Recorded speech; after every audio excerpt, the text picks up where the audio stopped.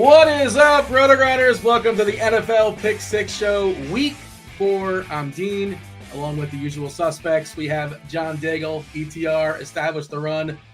Rich Hribar from Sharp Football Analysis. Want to point out, Sharp Football Analysis, big deal going on there this week. A special deal for all of our listeners. Right now, you can unlock all of Rich's Week 4 exclusive fantasy football analysis over at Sharp Football for just $1.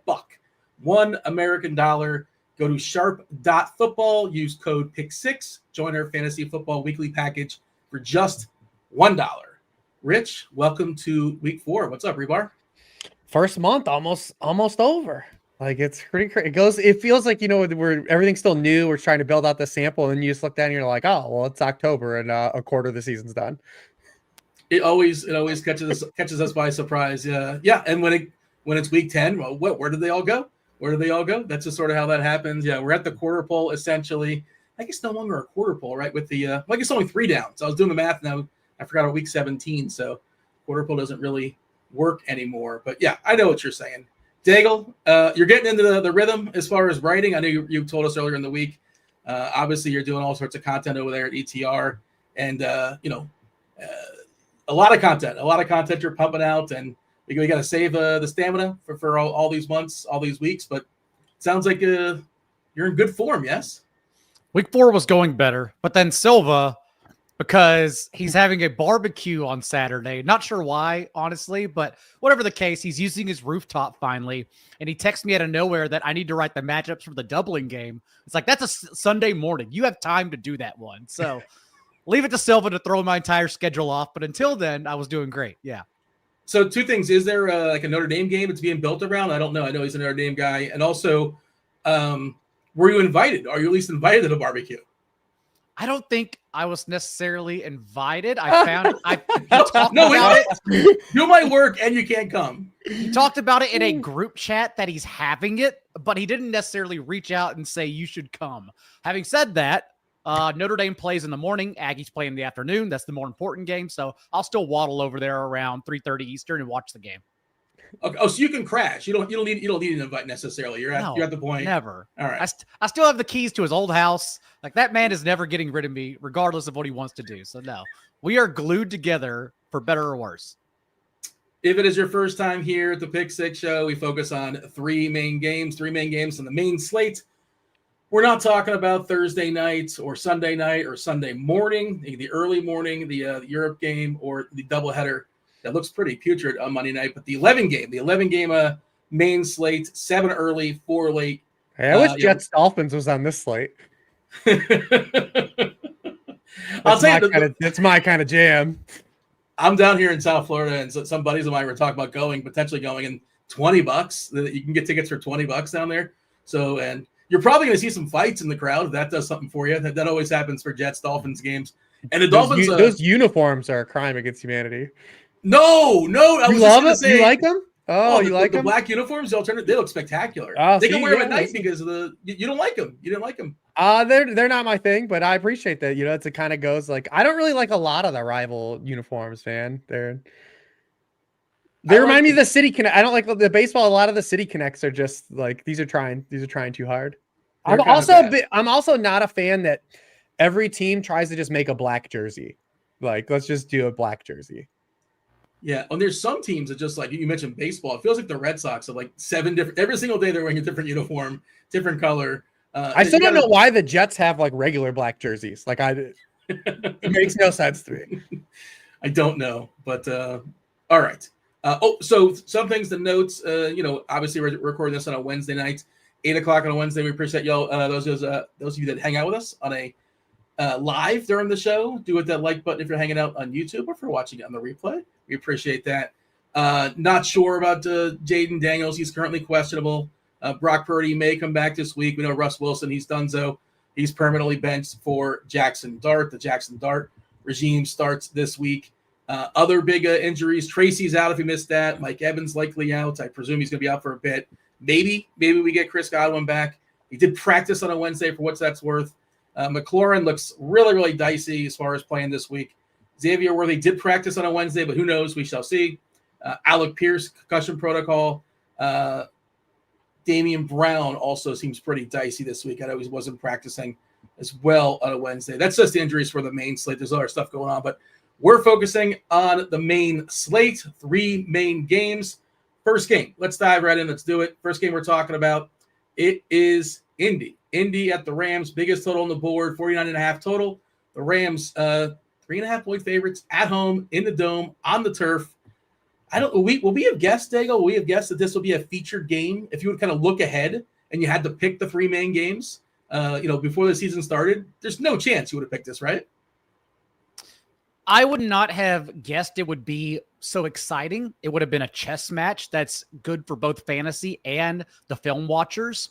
But for fantasy, if we had assumed Anthony Richardson was under center, we could have probably got here ultimately. Also, there's a fun game going on in the chat to start the show as Carl's B says he's curious to see what Daigle has cooking, and he guesses that 2 of the 3 games will be Rams Colts and Chiefs Baltimore, and the third game is questionable between Washington Atlanta or Bears versus Raiders. Then Binking comes in and says if the Eagles and Bucks don't make the cut, he's going to be disappointed. Binking, just quickly, Eagles and Bucks, stick around for the positional plays. There are lots of moving pieces there. You should have given him the tease like it was going to be the 3rd game, so they hang on. Like now he's just going to leave. Binking always sticks hit the around. Like button first. Binking always sticks around. But fun game, though. Both these teams are top 5 in points per drive, intelligent play callers, which is why Sean McVay, Shane Steichen on 2 sides here. I'll go ahead and get started with the Rams side, which honestly, I came into the slate most excited to stack.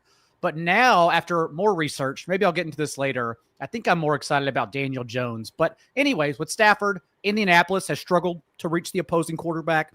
With what we've said now the last few years on this show, that Stafford has been an entirely different player, whether he's been under pressure or operating from a clean pocket and being able to stand upright and look downfield. And the Colts right now are 29th in pressure rate. Stafford currently has Pro Football Focus's highest grade from a clean pocket. And what's most fun, which has allowed Tua to take down Millie Makers, which has allowed Aaron Rodgers last year to take down Millie Makers with Devontae Adams and Garrett Wilson, is that this ball goes to 2 places with Matthew Stafford. It is Puka Nacua with a 37.5% target share and Devontae Adams with 31% of the team's targets. 69% of the team's targets they've accounted for so far from Stafford.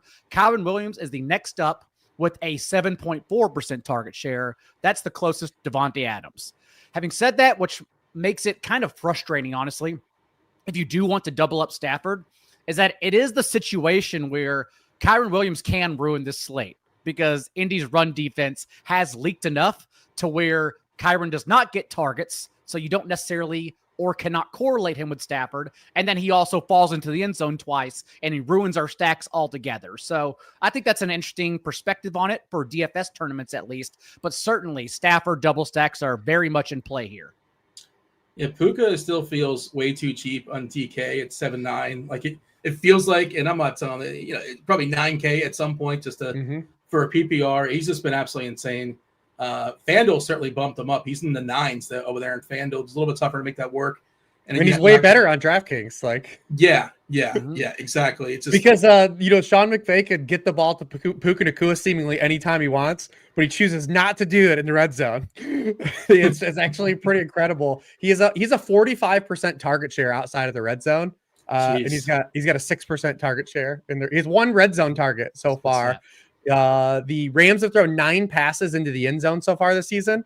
8 of them have gone to Devontae Adams. The other one to Davis Allen.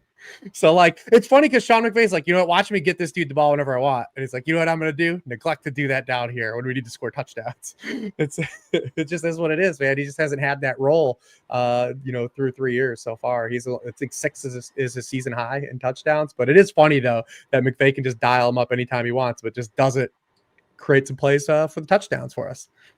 Do you have any argument against Puka, Rich? Besides, I assume he's going to get some more red zone stuff, but just the role and the volume is just, it's outrageous on the turf. When people do go spend that $1 for Rich's sharp football, like I know Rich and I have known each other long enough to where I know his tricks. Like he does stats like that because you can't just say always good things about great players. Like it's so easy to write about Puka Nacua. So Rich does an amazing job of finding stats that no one else can find because that's how you make an amazing player more interesting. It is true. I read the content as well, and there's hundreds of people, lots of people doing good work and finding these stats. And Rich does find a way to just find stats that nobody else seems to get to. And I've never took it upon myself to dive in that world. I know I would be outnumbered, but Rich is spectacular at getting stats that just. It's too kind. It's too kind. No, let's do some dunking. I mean, well, we got to pull a Rich, and now we got to say something bad about him. That's right. It's all just a throw. It's all just a ruse. But yeah, I mean, I think it was week 2 after week 1, like when he just came out and they moved him into the slot and he had like that 50% target share. I was just like, this dude should be 9K on DraftKings. Until he's there, you just play him. I think if you're a cash game player, you just immediately go and click CMC and Puka Nacua on DraftKings, and then you just like figure the rest out every week. You got like 40 touches and targets or whatever combined. At least until all the other 49ers come back. Like you just keep clicking CMC and Puka and you build out from there. Your lineup should come preloaded on DK for cash for those 2 players for sure. Yeah. If you got anything else on the Rams, by all means, Rich, fire away. But talk to me about the Colts. No, I mean, that's it. Like Daigle said, I mean, there are 8 players in the NFL that have over a 30% target share so far, and 2 of them are on the Rams. So it's pretty awesome. Pretty easy. We like it like that, right? It makes it really clear cut. As long as, like Daigle said, Kyron doesn't come in and steal our juice. I mean, you have the natural bring back with just Jonathan Taylor too. Like Jonathan Taylor looks like he is maybe poised to have, because he's always had like that Saquon Derrick Henry gene, right? Where like, man, any Jonathan Taylor run could be a touchdown. And he's led the position in points now the last 2 weeks. The last player to have back-to-back RB1 scoring overall weeks was Jonathan Taylor last year in weeks 16 and 17. So if you do the math, the last 6 weeks of regular season football, Jonathan Taylor's been the highest scoring running back in 4 of those 6 weeks. He's gone over 100 yards rushing now in 6 of his past 7 games going back to last year. Pretty much once Anthony Richardson stopped playing, Jonathan Taylor got good. But, I mean, he's had incredible usage also to open this year. Before the blowout in week 1, he had 21 of 24 backfield touches before the fourth quarter, and he rested. In week 2, he had 100% of the backfield touches. Last week, he had 87% of the backfield touches. He's averaging 2.7 receptions per game. And while that doesn't sound like anything magical, right? Like for him, that is significant. Like he has always been in like that Derrick Henry archetype of like, man, if this dude doesn't score a touchdown, we might not have much. I mean, he has set the blow past his receiving yardage from the last 3 years pretty easily right now. He's been on the field for 75% of the dropbacks. Like he's just getting insane work right now. And he just, like I said, can house call anything. So you have your inherent bring back with him, but things start to get fun, I think, is on the Colts passing side, and you try to build out in that direction. Tyler Warren is looking like, on a Wednesday night, one of the most popular tight ends on both FanDuel and DK. Is that justified, Daigle? I do believe so, yeah. And that's what's fun about the Colts side, like Rich said, at the passing game. These 2 offenses and being intuitive and ahead of the league right now are literally first and second in their use of play action. And Daniel Jones, 38% drop back rate from play action. The Rams defense has only been asked to defend 15 passes from play action, but on those, the opposing quarterback completed 12 of 15 for 10.1 yards per attempt. And we are seeing, especially with Alec Pierce potentially out of the way in this game, more clean and clear targetry. Michael Pittman has a 24% target share in 2 of 3 games this year from Daniel Jones. Tyler Warren has soaked up 20% of the team's targets in each game as an option. You can also play along with Jones. So if you do want to get to Jonathan Taylor, there are no holes to poke. Like even the Rams have become a bend but don't break run defense. We're just kind of waiting for the levees to break. Like only 11% of the carries against them, they've stopped the line of scrimmage, and that's the lowest rate in the league. But they're stacking the box like we saw against Saquon Barkley and just coached really well fundamentally. And so they are swarm tackling. But again, how long can that last, especially when a guy like Jonathan Taylor, who leads the league in yards after contact, is coming right now? So I think you could play it in either direction, honestly. And that's why I said initially, it is cleaner when you go Stafford, Adams, Puka, JT. But Daniel Jones, who's been a top 12 option in every game so far, like playing it with Pittman and Warren also is a pretty good way to go. Are you buying it? You think, 3-game sample, how real is this Daniel Jones, Daigle? Like we said, once you have the sample that's big enough, the season's over. So sometimes you got to be early, right? What we have, he's been great so far. Do we think it's going to continue? I think it continues in this game because the environment. Like I like the turf environment now, where it's a game where both team totals and the overall total has continued to rise. We have faith in both these offenses, where even though the defense might scheme something properly, like the coordinators can just answer back. So it's one where I cross my fingers, and I think I have faith in both sides of the ball getting here. And honestly, like we're all arguing for every piece. Like I'm trying to find a way to where it's going to be the best way to play it. But if someone came in instead with two players with Daniel Jones and Puka and Devontae Adams, like without Stafford, 5 total, I think it makes sense. Rich, you're making a stack of this game. You start with Jones or Stafford? I start with Jones for the rushing stuff. I mean, Stafford just, and if you do get there, like Daigle said, like, you need like the 4 to passing touchdowns, right? Like to have a tournament worthy score from Matthew Stafford. Whereas Jones, you have arbitrage and potentially Taylor because he has the 3 push touchdowns. They've run it themselves, so you can get some rushing touchdowns from him. You could soak up passing touchdowns with stacks. There's just a lot, I think, more outs with Daniel Jones. The first time in his career, he's had 3 straight QB1 scoring weeks. He's thrown for 9 yards per pass attempt in every single game. The last Colts passer to do that was Andrew Luck in 2018. And he's doing it all. Like, it's not just the scheme stuff too. I mean, if you remove all the pre-motion snaps and you remove all the play action snaps, he still has completed 73% of his passes. The league rate on those plays is 62%. He's averaging 9.1 yards per pass attempt on those plays. The league rate is 6.3 yards per pass attempt, a 7.7% touchdown rate. The league average is 3.6% on those passing plays. It feels like just it's a good marriage. It feels like Sam Darnold last year, but with fewer mistakes and mobility. Because the Colts offense is one to believe in, right? Like the offensive line has depreciated a little bit from where it was, 5-6 years ago, but it's still solid when they're healthy. The pass catchers 1 through 5, maybe they're at the wide receiver 1 or pass catcher 1 isn't as good as other ones, but their 5 is way better than some teams 3 and 4. Like when you're talking about Tyler Warren, Michael Pittman, Alec Pierce, Adonai Mitchell, Josh Downs, like that's a really, really strong group. And Shane Steichen, proof of concept from his days with Justin Herbert at the early career at the Chargers to Jalen Hurts with Philadelphia. He was just looking for someone to run his system, and he's getting some of the free stuff that like Gardner Minshew is giving him, but he also has like now a creativity out and quarterback mobility to play with it too. So I'm actually kind of a believer here that this is going to keep up like for the large part of the season. Yeah, he's going to have bad games. Like he's not going to run the table as a QB1, but like Daigle said, I believe this is a spot where it stays active. The one guy I think that stands out that's really interesting will be Adonai Mitchell if Alec Pierce is out. Since the start of what's that? 3-1 on DK. Yeah. I mean, since the start of last year, he has been the guy. I know a lot of people get to Josh Downs, but since the start of last season, Josh Downs' role doesn't change when Alec Pierce misses. It's Adonai Mitchell whose role changed. He's been on the field for 92% of the dropbacks when Alec Pierce hasn't played.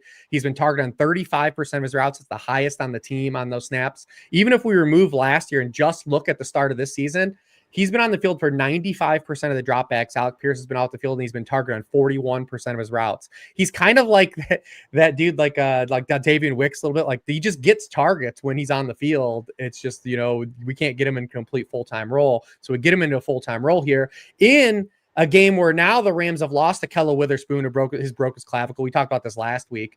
That's been a huge deal. They got when the Eagles finally realized they were allowed to throw the forward pass in 2025. We saw like some of the chips, like some of the dents this cornerback room has now, missing a Kella Witherspoon. So A.D. Mitchell is a guy I think you can get to in this game in your stacks, just as another guy, right, to throw into your stacks this game. And unlike last week, I think A.D. Mitchell makes sense. Like people wanted to play Dontavian Wicks and some cheapies last week, but it just didn't make sense given the running back value. We didn't need to get there at all in our builds. But this week, when we're already talking about starting with JT, Puka, Christian McCaffrey, it gets expensive quickly. So someone like A.D. Mitchell does come into play in week 4. All right. One game down. That's Colts, Rams. There are actually 5 games this week. 5 games that have a game total 47.5 or higher. Another one that has a total that's pretty high. It's Chicago and the Raiders. That is game 2. Vegas is a 1.5 point favorite here, home versus the Bears. Rich, start wherever you want to start. The people want to know, is Trey Tucker for real? Is that legit? Is Caleb for real? Or was it the defense he was playing against? Talk about the Bears and the Raiders. Start wherever you want to start. And by the way, Rich, whenever I looked ahead at the schedule, I thought, please don't let the Cowboys also be on this slate, because the Pick Six cannot be a show where we talk about the Cowboys and Bears every single week. Since so far, that's what's going to happen on main slates. Yeah, I mean, this game looks like a vertical passing delight too. Like big plays is what this game features. The Raiders lead the NFL in passing plays of 20 or more yards. The Bears are third. The Bears lead the NFL in passing plays of 30 or more yards this season, and both teams are giving up a ton of production down the field. So like the marriage of what both teams, how they want to operate offensively versus where both teams struggle defensively, really kind of sets up for this game to kind of have the wheels kind of go off and us to have huge plays and a big run out. The Bears have a lot of league high 70% completion rate on throws 10 or more yards downfield. They're allowing a league high 17 yards per pass attempt on those throws. Even last week where Dallas was disappointing in bulk, they were 8 of 12 on those pass attempts, completing 2/3. The Raiders have also struggled. They've allowed a 61% completion rate on those throws. That's 29th. It's like really just sets up to play dealer's choice here. Do you want to build out from Geno? It's like the same game almost that we just talked about. Do you want to build out from Geno? You can do it with Jacoby Myers or Brock Bowers. If you want to get to Trey Tucker, if you want to do Caleb, you can keep doing the Rome Odunze stuff. Caleb also comes with mobility that we like as well. I mean, his rushing prop looks pretty good right now. It looks very, very low at 21.5. If you want to get on that.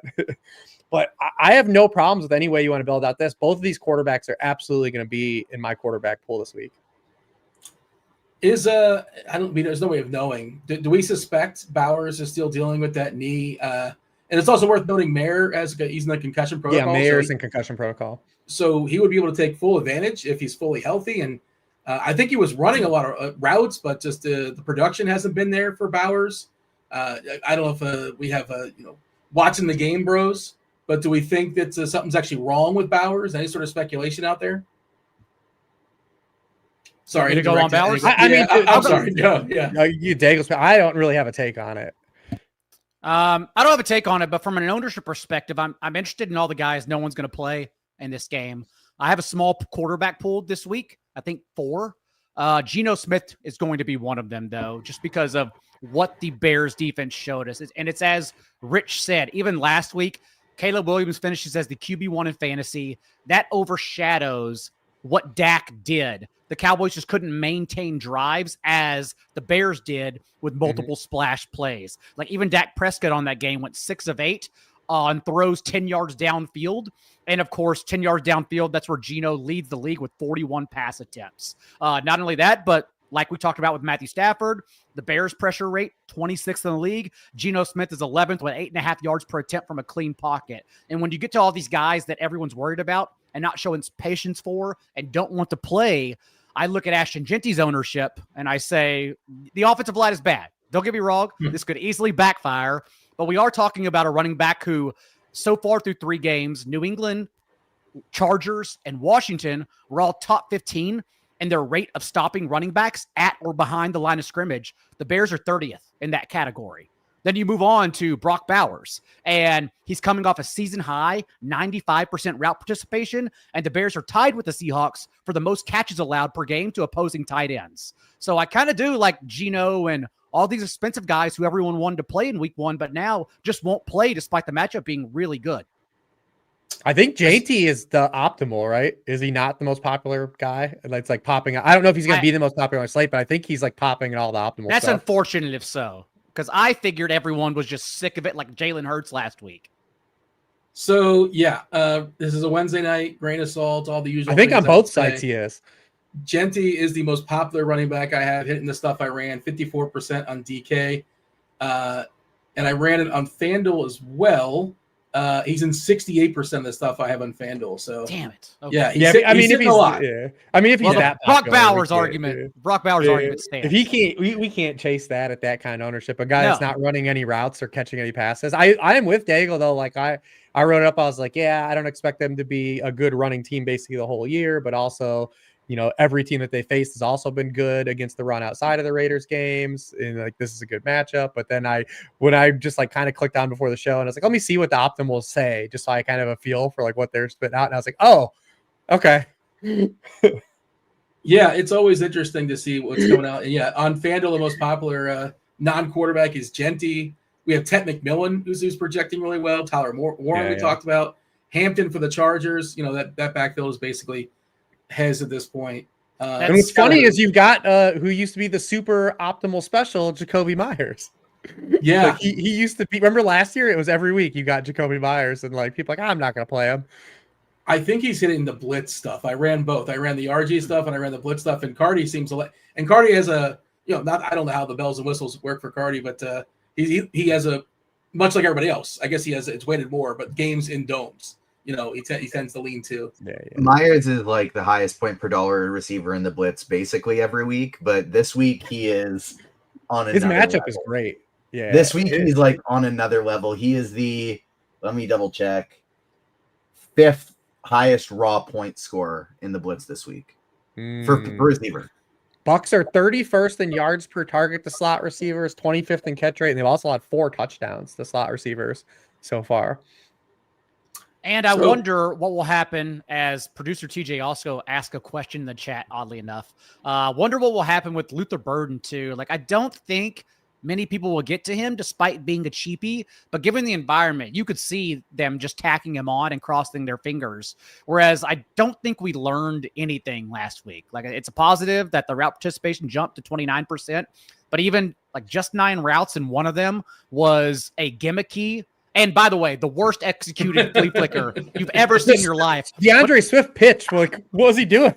It doesn't matter. Was defense worse than the pitch, though, is the question. Dude.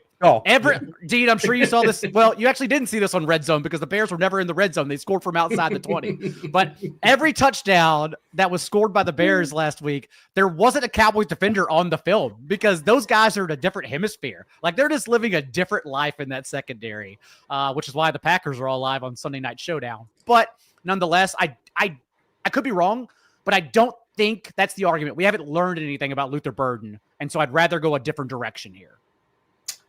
Reebs, your quarterback pool. I know Daigle said Geno's in his quarterback pool. I don't know how tight your pool is on a Wednesday night, but both these quarterbacks very much in play. You have a preference amongst the two as far as building stacks in Chicago and the Raiders game. I like Caleb a little bit more, just because he's a little more mobile, and I think that they'll have less success running against the Raiders than probably the Raiders could against the Bears. So, I mean, and Caleb already he's got 2 top 10 scoring weeks already to start the year. He's running more. So the matchup lines up for him. Because, Daigle talked about it last week. Is if you don't pressure Caleb, like that's kind of, that's when he's good. It was like that as a rookie. He actually didn't take a sack for the first time in his career last week. Another feather in the cap of Matt Eberflus in this Cowboys defense. They're the first team not to sack Caleb Williams. The 3 starting edges for the Cowboys all combined for a 0% pass rush win rate. Like, they're just also, without Micah Parsons, it turns out, getting double teamed on the other side, that these other guys are just guys, it turns out. Funny how that works. What is like an average? I don't know that stat. What is like an average pass rush? Not 0. Win rate. Not 0. Just not 0. Yeah. Yes. Not a Lutarski for sure. But I do like Geno. Geno's. I'll be watching just to see kind of where the ownership goes versus these two, because last week Caleb was real popular, and I don't know if everyone will get back there. This is our first slate too, where like all the good quarterbacks are on it. Josh Allen, Lamar, Hurts. We probably won't get Daniels, so I guess asterisk that. But like the big 4 that were like their own tier in redraft leagues have not been all on a slate together yet. This is like the first one. And last week, as we talked about last week, it was kind of easy to identify that Caleb Williams, if he was not the cash game quarterback at 5,600 on DraftKings at least, and Mariota opened up later in the week, so that's what everyone naturally got to, or Carson Wentz for cheap. But like everyone's still going to play it for the matchup. Yeah, I'll be interested to see, because I don't know. I think it would probably be Jackson Dart or Drake May this week, but we may get to them later. I'll tell you who we have right now, and we have Mahomes as the most popular, which is surprising. Get out of here. I don't really see that personally. We have Mahomes, then Josh Allen, then Hurts, then May, then Gino, and then Daniel Jones. Yeah, and Lamar is like 7th, which is interesting. I just don't think people spend up for Josh Allen in cash games. And a lot of that's dependent upon what kind of news happens from now, and if you have the salary. But as of right now, I think that's true on DK at least. What do you got, TJ? We have Jalen Hurts as the highest owned projected quarterback, Josh Allen number 2, Patrick Mahomes number 3. Sounds like it's a Lamar Jackson week. Is that Blitz stuff or is that RG stuff? Because I ran them both. And I'm pretty sure that. Okay. I added some. I added some variants too, so maybe that's what kind of goofed up my numbers a little bit. But I had the stat in the worksheet. My bad. I was talking about projected ownership. That's my fault. Okay. I misunderstood. What do you got, Go ahead, Rich? I said I had the stat in the worksheet about Josh Allen in these spots. This is the 12th time that he's been a favorite of 14 or more points, and he's only been a top 6 scorer in 2 of those 2 of the 11 previous games. They just kind of always call out the dogs. Joe Brady tends to run the football a lot when they're up. We saw this in week 2, right, when they were just ghosting the Jets. So he still is overall fine. He's averaging 20 fantasy points per game in those spots. So it's like, you're not going to go broke, but he's never like kind of broken a slate in these spots where like they're just huge favorites. You could look back to week 2. Allen is the best. Allen's at his best when the Bills are like in an oh shit game where like he just like takes over. Like the big game Josh Allen is like none other. This is when this dude's scoring 45 fantasy points like every all the time. Like these big games. The difference between week 1 and week 2. Week 1 was oh shit. Week 2 was we have a 20-point lead. Justin Fields has 3 yards passing. We're okay. We're good. It's like at the end of every year, like Josh Allen goes on these heaters, like in these playoff runs, because like when they have to win the game, like nobody carries a team like Josh Allen. Well, I mean, we're talking about the movie later on. We're talking about Superman. The Superman games is what you're kind of referring to. 15.5-point favorites versus the Saints. I was looking at the blitz stuff, the game level factors, and that game is expected to play really fast, have the most game plays, and individually the Buffalo would have the most plays. But worth noting, the reason why I brought it up is that Chicago and Vegas, this game on the turf, defense optional, also expected to play really fast. So this game looks pretty hot. All right, game 3. We're not going to get, unfortunately, what the chat was asking for. Game 3 is the aforementioned Baltimore and Kansas City. Loser of this game. And I'm sure First Take's like, must win. This is a must-win game. Because the loser here goes 1-3 amongst Baltimore and Kansas City. That's it. Your season's over. Kansas City at Baltimore. Baltimore getting 2.5 here at home. 48.5 is the total. Daigle, start wherever you want to start with the Ravens and the Chiefs. I just think it's interesting that you mentioned Patrick Mahomes is going to be the most popular. And I think Patrick Mahomes has been doing a spectacular job given everything around him, or the lack thereof around him. It's similar to Brock Purdy last year, where I would argue he had his best season despite everything crumbling around him. Having said that, I do think the Chiefs are just a confusing way to play in tournaments, given that we have Xavier Worthy practicing in full, and we don't know if he's actually going to be out there for every heaping of snaps. We saw him emerge in the second half of the season last year with that 27.5% target share for 19.3 weekly fantasy points. But again, we don't know if he's going to be there for that whole allotment. And not only that, but the way to beat the Ravens, as the Lions showed us, when really that was a Dan Campbell specialty and trying to keep the ball out of Lamar Jackson's hands and Derrick Henry's. But the way you beat the Ravens right now without Matabuki is just by running it down their throat. So far, allowing a league high 4.5 yards before they make contact with the running back, and then also a league high 4 yards after they make running contact. The Ravens' run defense is doing right now. The thing is, though, is that we can't possibly go into tournaments playing any of these bums for the Chiefs. Like Isaiah Pacheco has not scored 8.5 fantasy points in 11 consecutive games. He's also have you written him up as a drop yet? This week I put him as a drop because he's a clogger.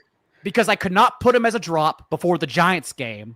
But if he couldn't do it in that matchup, he's not going to do it in this matchup. 49% of the team's carries as well, compared to Kareem Hunt's at 46%. And worst of all, since Pacheco came back from that broken leg last year, Hunt has outcarried him 4-1 inside the 5-yard line. Like, they don't go to Pacheco at all either when it matters most for touchdowns. So I just don't see a redeeming quality here for playing the Chiefs in fantasy and DFS tournaments. They've been boring for several years now, right? The Chiefs just Yes. a boring team. Yeah, it's really what happened. I don't know. Maybe is Tyreek when he left. I don't know if that's like the point we can kind of point to, but yeah, it's been. But you mentioned the Baltimore Detroit game. What was that? 14, 15 plays, 99 yards, like 12-minute drive or whatever it was. Is insane. Just an incredible drive last week for Detroit. All right, Rich, your thoughts? Kansas City and Baltimore, and yeah, I have a hard time getting excited about KC as well. And by the way, I did peek the ownership stuff. I was just looking at what I ran. So the ownership's a little bit different. We do have Hurts most popular currently in DK, then Allen, then Mahomes, but it's all pretty close. Yeah, I mean, Mahomes has thrown for 6.6 yards per pass attempt or fewer in all 3 games. He's 28th in completion rate. He leads the NFL in off-target throw rate. He's 21% of his throws have been inaccurate. I know this because I rostered Tyquan Thornton 2 weeks ago, and he was running wide open downfield, and somehow Mahomes couldn't even put it in an orbit of him. But here's the thing: like the Chiefs have said all offseason, like they're like, we want to throw the football downfield this year. Like we want to get back to throwing down the football, and they have. Mahomes is 8th in air yards per pass attempt. He's 7th in deep throw rate. This is his largest depth of target since 2019. His highest rate of throws, 20 or more yards downfield since 2018. The problem is he's only completed 4 or 15 of those throws. They're taking those deep shots, but he just doesn't have the playmakers right now. And maybe Worthy kind of unlocks that. We just don't know. It's just guesswork. He's going to play with he's got a torn labrum. Like he's going to play with, and I'm not a doctor. I'm not even going to try to pretend. I just know it doesn't sound good. And he's going to have to wear a harness like while he's playing. Like, yeah. I don't know. Like, and this is already a guy that's like not a clasher, right? Like this is a guy with 30-inch arms. Like he doesn't win a lot in contested catch games. So, I don't know what it's going to do to him, how much it's going to play, how much it's going to impact. I don't know. It's complete guesswork. How many snaps he's played, nobody knows, right? Like if he's going to run out, is he going to run out there and just be a decoy? Is he just going to be live? Who knows, right? But this Ravens defense is all sorts of banged up. So if there was ever a way, because the one thing about the Chiefs, even though they suck at throwing the football this year, they keep throwing it. Like this is what they do. Like Patrick Mahomes is their best player. They will win and lose with Patrick Mahomes. Like what a concept, right? They have the highest drop back rate in the league in neutral game situations. They have thrown the ball 8% over expectation so far. Outside of the Joe Flacco game in week 2, I mean, we saw Josh Allen complete over 70% of his passes against the Ravens. Jared Goff completed over 70% of his passes. Like the line just had 4 rushing touchdowns. Like Jared Goff could have had a good fantasy game. It's just, you're never gonna have a good fantasy game when your running backs have 4 rushing touchdowns, but he was efficient throughout too. Matabuke's out. Kyle Vanoy's out. We haven't seen Jal Alexander play since week 1. They're all sorts of beaten up on the defensive side. So if there ever was a spot, maybe this is it. But if he's tracking to be popular, it's like the Janty thing, right? Like you want these guys you're trying to catch like a flop lag on or like get ahead of the curve on when they're like not popular. So like if Mahomes is tracking to be popular, like I don't want any part of that. It's the argument for Justin Herbert's ownership we made last week, who was the only quarterback to pass for 300 yards, and the argument that's upcoming for Travion Henderson this week. Don't worry, we'll get there. Herbert, is he top 4, top 5 quarterback now? If we're throwing Burrow out, is he not necessarily fantasy, just like in general? Like if you want as your quarterback on your team, he's entered that conversation, right? Top 4, top 5. Am I wrong to say that? I usually don't get involved because I hate those arguments on social media. But sorry, he's always the argument is that he's always been that guy, and yeah. I don't understand why anyone would say otherwise. Just because he's throwing the ball more now, which they should have done all along. I don't know why now all of a sudden people care. They should have cared 3 years ago. Yeah, I mean, if you were building like a quarterback, like he would look like Justin Herbert. Like he's athletic, he's got a howitzer. Like, yeah. Remember the Tua versus Herbert discourse that like happened for like 3 years. Like, oh my god, yeah, that looks pretty. And I mean, hindsight always all this stuff, but like. What's funny about like Dean, like I know like probably like you're in the area and like everyone's kind of like just waiting for Mike McDaniel to get fired. Like, yeah, what do people think Tua is going to look like without Mike McDaniel? Mm-hmm. They just want him gone. Like they know it's going to be bad. They know they just want him gone. So is it both? They just want both gone. Is that a thing? Well, they're Tupac committed to Tua. Like they just threw a bunch of money at him, and at some point I guess you got to let him go. But they just extended him, I think last year, if I'm not mistaken. So I mean, I feel like Mike McDaniel has coaxed every ounce he could get out of Tua. Yeah, no, I agree with you. I don't necessarily think it's his fault. He has, and that's why I exactly think when Mike McDaniel gets fired inevitably, he's gonna have a coordinator job in like 2 seconds later, and it'll be great. And he'll probably be great because he's not gonna have Tua like just dragging him down to the abyss. The other thing is the GM for the Dolphins. I'm losing his name for some reason in my head, but he's the longest tenured GM in the history of football. Football's been around for a long time. The history of the NFL without winning a playoff game. It's like 8+ years. So, dude, Tua can't throw a football 40 yards. Like it's unbelievable. He's an NFL quarterback and can't throw the football 40 yards in the air. It's like absurd. Wind up. It's absolutely absurd. It's not good. It doesn't look very good. And if you're going to give Mahomes an excuse, like two of his main receivers are just guys that the Patriots threw away. And the Patriots don't exactly have the greatest receivers. They just threw away, Juju and Thornton. This is what he's working with. He's doing the best he can. And also, Kelsey, it's over. Is it over, Kelsey? It's over. Thornton's been balling, man. I hope that's the bummer of the Worthy stuff come back is like how does Worthy impact Thornton, because Thornton opened the year as just that guy, like he's running all the shot plays. And Sunday night, dude looked like a real receiver. Like he was running, he wasn't just reliant on like those downfield shots. He had a season high 28%. He had 9 targets, 28% of his routes were within 10 yards line of scrimmage. Like we love that. Like he was getting some of those easier targets, had the red zone look. A little growth from Tyquan. So I don't want Worthy to kind of stunt that. But maybe it's just Hollywood because since the 16 target game, which by the way, it took him 16 targets to get to 99 yards. Like Hollywood has done absolutely nothing the past 2 weeks. And Thornton clearly looks like their best pass catcher right now. I think Thornton's the one that survives in 3 wide sets whenever Rasheed and Worthy are back, just because he's played so well. That's what I'm saying. And then Brown just is like the 4th receiver, essentially. He gets knocked down. I think that makes sense. All right. How about Baltimore? Daigle, talking about the Ravens, Derrick Henry, his fumbles. I don't know how much of a concern that is, but it's been a thing to start the season. Oh, I'll let Rich talk about Baltimore since he mentioned Lamar Jackson earlier, and I started with Mahomes. Go for it. I mean, just keep Lamar Jackson, good fantasy football player. That's my analysis. I told him, Rich has the greatest stats in the world, and here you go. You know what, Lamar? Pretty good. Sometimes you've got to Bud Kilmer it. You got to stick to the basics. He's run a lot in this matchup against Spags. 80 yards rushing per game against Spags defenses with a low of 46. All the rest are over 50. I mean, he just keeps getting there. Like the Lamar Todd Monken marriage has just been fantasy firepower. Like, I mean, even last week, like he's not playing the best game. He gets sacked 7 times. He only rushed for 13 yards, and you look up and you're like, oh, he's got 26 fantasy points again. Like, it's just weekly. The Browns game in week 2, like he had at halftime had 4.5 yards per pass attempt. He completed 50% of his passes. Then you're just like, you look up and he's got 30 fantasy points. It's just absolutely bonkers what he's done since Todd Monken has come into the building. His you preferred a stack partner? Is it Zay? Is Andrews you saw come alive here in week 3? There's a chance we get Likely back this week for what it's worth. Do you have a preference? Obviously, different salaries and all that kind of stuff. Who do you think his best pass catcher is amongst Zay, Andrews?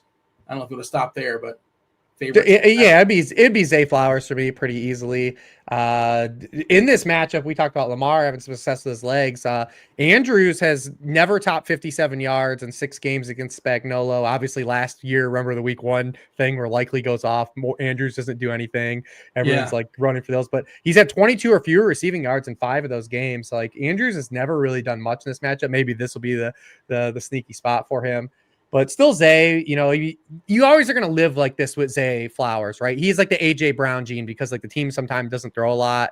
And like you'll have games where like the target share is massive, the air yards are massive. And then you'll just like have a random game where you're like, oh, he got 3 targets or he got 4 targets like Monday night. You just have to live with that with a guy like Zay Flowers. You're going to have those spots, but he's still the pass catcher that you would want against a team that's more aggressive man coverage unit. He's had 10 targets and 8 targets in the 2 matchups that they've had in the 2 games he's played in this matchup. So he's still the guy. Rashad Bateman's had his actual snaps reduced the past 2 weeks as they started to rotate some of these jamokes in, the ancillary jabronis, the Devontae Wallace Walkers, and Tywin Wallace. Like, so Bateman's taking a little bit of a hit with that, and we'll see what happens when the likely comes back too, like what that does. But Zay Flowers is the one guy that will be on the field all the time. Anything else here, boys, as far as Ravens, Chiefs, or shall we move along? I mean, we didn't touch on Derrick Henry at all, and I'm not even saying I'm going to play Derrick Henry, but the Chiefs are at least showing they're a little more prone against the run than they have in years past. Did a great job of containing Henry in this game last year in week 1, where he only rushed for 46 yards. But beyond that this season, we are still questioning like what they are as a run defense. And again, I think they're elite unit, but Amarian Hampton obviously was not getting there anyhow to this point because of the Chargers offensive line, and they're struggling without Rashawn Slater to run the ball efficiently. Saquon Barkley, we can just look to a stacked box and say, this is how the Ravens were always going to shut down the Eagles and play, or the Chiefs, I'm sorry, and play Barkley just like they did in the Super Bowl to contain him. And then Cam Scatterboo last week at least came off the bench for 6 yards per carry. So I think there's still some ambiguity here, but like if the Chiefs have fallen that much, and like I said, I may not play Derrick Henry, but I think it's at least like a tantalizing ceiling if you happen to get there. He's going to be low owns. I think somewhere Oh, around yeah. That's the only reason I mention it.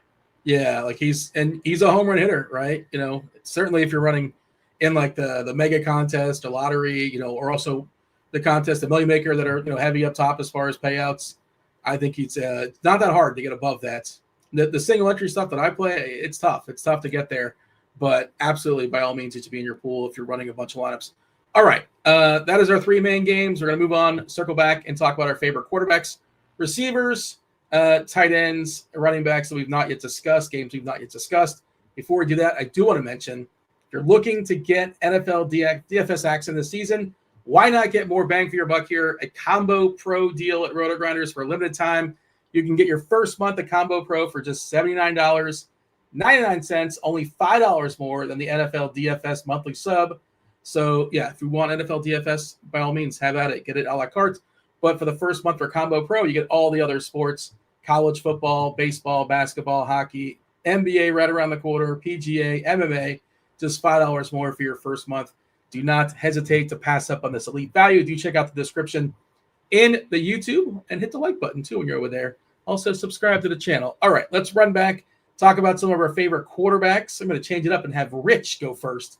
Rich, your favorite. Oh, did I throw everybody off? I don't. I typically go to Daigle. I don't know why, but I just figured throw a curveball. Just feeling it. You guys are ready. Like I said, I have a small pool anyway, so I only have 2 other guys to talk about. No, I mean, my core looks like it's going to be the 4 guys we talked about: Daniel Jones, Geno Smith, Caleb Williams, and Lamar Jackson. The only guy I have mild like outside interest in right now is Jackson Dart because of price, but I don't know if we need it yet. Like I haven't done enough building to see like what he gets me, because I do think Jackson Dart has like that Drake May gene, right? Like, and nobody's going to love the matchup for him. And you can't make a real objective case that it is good. But do you remember May last year? He came in his first start and started against the Texans, and they lost 41-21. He still had 20 fantasy points. Like Dart can run a little bit. He's mobile. He's kind of a wild card. So like, I still think he has some value at this price point, even in a tough matchup. I just don't know if he's necessary on this slate. I was wondering, you said Drake May gene, which is can be good, cannot be good. It depends the week that gene is playing out. But he's gonna run around, probably make some mistakes, but then make some plays too. Like, well, that was the question I had. Like, I know in preseason it's a super small sample, but how real are the legs, Rich? Like, how real are the legs? Oh yeah, like he in this draft class, he scrambled on 10% of his dropbacks in college. That was the second highest rate in this draft class. He was 19%. I'm sorry. And then he had the also under pressure was the best quarterback in terms of on target rate under pressure too. So he'll stand in there and do some stuff like, you know, and sometimes he'll throw it to the other team, but you know, you'll live with that. Sometimes you create those game scripts too, and you throw it to the other team. That's good. I'll take a pick 6 to start the game. He's not going anywhere. He's playing at the 4 quarters for sure. 4-5 on DK. And that's the point you made is that how much do we need that salary? Is kind of worth. I haven't done enough to see, but he's like kind of in my peripheral vision just to see where it goes. What do you got, Daigle? The only other one I will mention, it's not pretty. It's not going to get played, but it's what Rich mentioned last week, in that teams are beginning to figure out you cannot run against the Browns. And so indoors, we think the touchdowns for Detroit, who have the second highest team total on the main slate, we think they're going to come through the air. And so does Jared Goff get to 300 yards? Maybe not. It's still a tough spot. But 204 TDs is absolutely possible here. So we can just stack him with his wide receivers, who we can talk about individually, but pretty great matchup for Amon-Ra St. Brown now this year under John Morton, who has earned 42% of his targets against man coverage. Man coverage is what Jim Schwartz and the Cleveland Browns lean on over 40% of their different defensive plays, a top 3 rate. On those targets, by the way, Amon-Ra St. Brown, 10 of 10 for 11 yards per catch and 3 touchdowns. Jameson Williams has just 1 target. It's man coverage all year. I don't care. I just look at clearly the type of player and the profile he has as Jameson Williams and say, I bet if they're going to try to cover Detroit like this, and we think they're going to throw the ball through the air, like they're going to find ways to get Jameson Williams open and more targets. So I think Jared Goff is a really sneaky one here just to soak up those passing touchdowns. Do they keep throwing it if they're up 2 or 3 touchdowns on Cleveland? And can Cleveland keep up? Because their offense... and Cleveland doesn't have Ben Johnson? I don't know. I think so. Who knows? But again, they're not going to run the ball well. As every team has shown us, you cannot run the ball well against the Browns. Shout out to the Browns defense and Cleveland getting that first win against Green Bay last week. That was pretty spectacular. All right, let's move on and talk about some running backs. Maybe our pool's a little bit bigger there. Daigle, start with some RBs. Well, all the patience everyone had to show for the rookies, I hope they're ready, because this is the week that rookies are coming out. Travion Henderson, let's start there. Ramondre Stevenson fumbles. He fumbles again. Antonio Gibson then comes in the game and fumbles. And after those 3 fumbles, Travion Henderson out-touched them 11-0 for the rest of the game. We now also get this Panthers defense that is historically bad against the run. Even Dean, Rich, I just assume he knows every stat. But Dean, even when the Panthers have stacked the box with 8 guys this year, they're allowing a league-high 8.5 yards per carry. There is nothing they can do to stop the run. And so I think this is the flop lag Travion Henderson game that we've all been waiting for. Like with Justin Herbert last week when we're talking about, or Ashton Genty, we're talking about wish casting for a player. I do want to be aware of their ownership at all time. And so like if Henderson suddenly gets to like 25%, I probably won't play him because I want this at low ownership, but I think it's a really good spot to be ahead of. Amari Hampton is going to be a cash game play. I'm going to mention him anyhow, since the Giants obviously can't stop the run. 5th in yards before and after contact per attempt. We removed Najee Harris from the fold. The only other running backs are Hassan Haskins, Kamani Vidal. They're not touching the ball. So all Amari Hampton. And then with your little line stacks, Quinshon Judkins, who I didn't give enough credit to, honestly, in my rookie drafts. The dude is just elite. He's played 2 games already. He's already forced as many missed tackles as Bucky Irving and Chase Brown. The Lions are leaking the 3rd highest rate of 10-yard runs. And then we saw Quinshon Judkins' backfield share of touches increase to 79%, also get used in the running game. So like we talked about with Jaylen Warren last week, who did increase his share to 83% of their backfield touches. The run out, the production wasn't good. I understand that, but the process was correct. I do think we have yet to see the ceiling for Judkins in that offense. So it's something I also want to be ahead of. They're playing catch up. Judkins is out there still? I believe so. At least from what we've seen so far, that it's only been 2 games, but they would allow his receiving role to grow as his route participation also increased last week. All right, Rich, who's left for you? Let's see. I had Henderson, Hampton. The only guy, obviously, you can keep playing CMC. No one needs us to talk about that. Yeah. You can keep playing James Cook. James Cook also sneakily is like the one thing I regret about the James Cook, like it's not the regression stuff I'm mad about. Like that's just easy math. Is that no one ever like bothered to look at James Cook and said, hey, what if they pay him and they just give him more work? Like that was like never like it. Like no one really like even thought about that. Yeah. Like that was like never anyone's argument. He has 18, 22, and 22 touches to open the season. Last year, he cleared 15 touches and 3 times at it all year. His snap share has gone up 15% compared to a year ago. He's been on the field for over 50% of the dropbacks in 2 of the 3 first games. Last year, that only happened 4 times. He is in expected fantasy points. He's the RB7. Last year, he was the RB27. Like he was getting by in all the touchdowns without a high workload. That's why everyone ran with the regression analysis. No one bothered to say, like, what if this dude gets the millions. And they're like, because we paid him the millions, we also want to start using him for the millions. It's like it's like, I'm kicking myself about that as well. Like that was never, it's not me dunking anyone. It's me saying like, oh, well, we should have got there. We should have got there. It's like, oh, he's going. The argument was never like, yeah, he could score fewer touchdowns. It's like, what if he gets more work?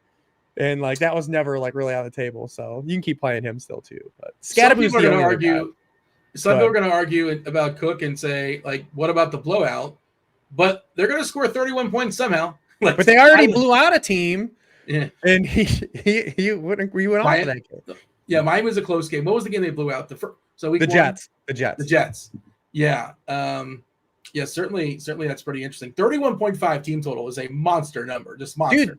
Dude, they're favored by more points than the Saints team total is. Like the Saints are getting more 16 points than their team total. It's the only total on the board over 28 points. Like that's what I'm saying. Like I mean, they have we have to soak it up somehow. James 31 and a half, 32 points. Yeah. Producer TJ is going to kick us off the air if we keep trashing the Saints, his favorite team. No, we want them to lose every game. Saints this are year. fun. It's an ideal. Like, there's so many Saints fans like aggressively complaining and Kellen Moore should be fired and stuff like that. What? Like, absolutely not. No, this is a horrible roster. This is the way to lose players, and this is the best way to tank. Their games are fun. Their offense actually moves the ball. They play at the fastest pace in the entire NFL. It's such a great way to have a tanking season because the games actually aren't that bad to watch. And Kellen Moore, I feel like, the results haven't been there. I understand, but I am very confident what I've seen from Kellen Moore and Liam Cohen so far. We keep on mentioning like the offensive coordinators that are getting things right. Nick Caley is the opposite end of the world in that spectrum, but Cohen and Moore are doing their absolute best, and they're just not getting it back from some of their players. More fun than the Chiefs. I think nobody would disagree with that. They're definitely more fun to watch than Kansas City. Yeah. You mentioned, Rich, casually, we're going to talk receivers in a second, but people are going to want a Scatterboo take. Well, what's your take on Scatterboo? I mean, he's cheap. He's fun. He's fun as hell. I get tweeted every time they show Scatterboo's dad. The people tweet me that I am Scatterboo's dad. I did the math. It reached our Slack today too at ETR. Yeah, I did for the first time. TJ put this on the screen. I don't know if you can the people do a separate birth. Dude, during that playoff game against Texas, it was just like everyone was just tweeting me about it. So I feel like I have to cheer for Scatterboo. I have to. If he's my son, I've got to cheer for him. I did do the math, and it would be tough for me to be his son, even though I have a 21-year-old. It is tough, but it is. He is like Gronk in that. But he's a baller. Like he's one of those dudes just that's hashtag good at the game. Like he's not like gonna blow. He'll never be a dude that's like a gym rat, like or do anything like. But he's just hashtag good at the game. Like the dude, he's gonna kill himself probably one game. Yeah. Like it's just like. Oh, dude, he eats crayons for sure, but that dude wakes up and all he thinks about is football. Like I don't have much like in Best Bar or whatever. I am absolutely cheering for him because I think he's fun as hell. He's the one who all the reels on the Giants Twitter feed showed he walked over to Russell Wilson after he tied the game with that deep shot to Malik Neighbors against the Cowboys. And he just ripped Wilson away from the bench and just patted him on the back. Like, that's how you do it. And then he walks away. He's the guy who at practice today, he wore Jackson Dart's jersey out to the practice field and just flexed and shouted and then ripped it off and ran on the field. Like the guy only thinks about football every second of the day. All right. He does everything though, except for really pass protect. But I mean, he breaks tackles. Like he grinds out yards after contact. He's a good pass catcher. Yeah, I mean, the Giants guys are interesting because people aren't happy about you're not going to love the matchup on paper and for good reason. But we have seen the Chargers be a little bit leaky at times against the run to open the year.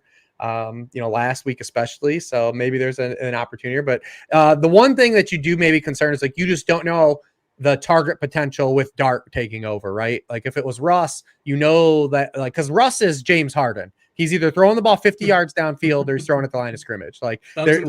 Yep. threes and layups, baby. That's all. That was Russ's game. That's why he got bad during this defensive meta. Like this defensive meta just killed. Russell Wilson was going to the Hall of Fame before Vic Fangio. Like, is he still not? Absolutely not, Dean. Like, there's no. It's way. not happening. Okay. He was going to his first 7 years in the league. Like, he was easily going to the Hall of Fame, like on the trajectory, and like the back nine has been real rough. I just love Rich. Rich, you hate the who is the top 5 quarterback in the NFL, but you love the who should be in the Hall of Fame arguments. I don't know. I just said absolutely not. It's just like it felt like it was. Yeah, whatever. I hear you. But Dart might just scramble. Like it's one of those things we don't know. Like it's a wild card. Like it's Dart going to check it down to where like I was confident Russ would have. Can I play him by himself, Dart? Oh yeah, absolutely. Yeah. Okay. It was at his price for sure. Rich mentioned the 19% scramble rate. It was also 5.6 rushing points per game at 3 seasons at Ole Miss. Like this is what that guy does, except he's also, in my opinion, he profiled as a better thrower than Cam Ward as well. We're moving on the receiver. We promised the guy in chat that we're going to talk about some Philadelphia and Tampa Bay players. We haven't done that yet. We haven't. Maybe we're just slow rolling them. I don't know. But Rich, receivers, what do you got?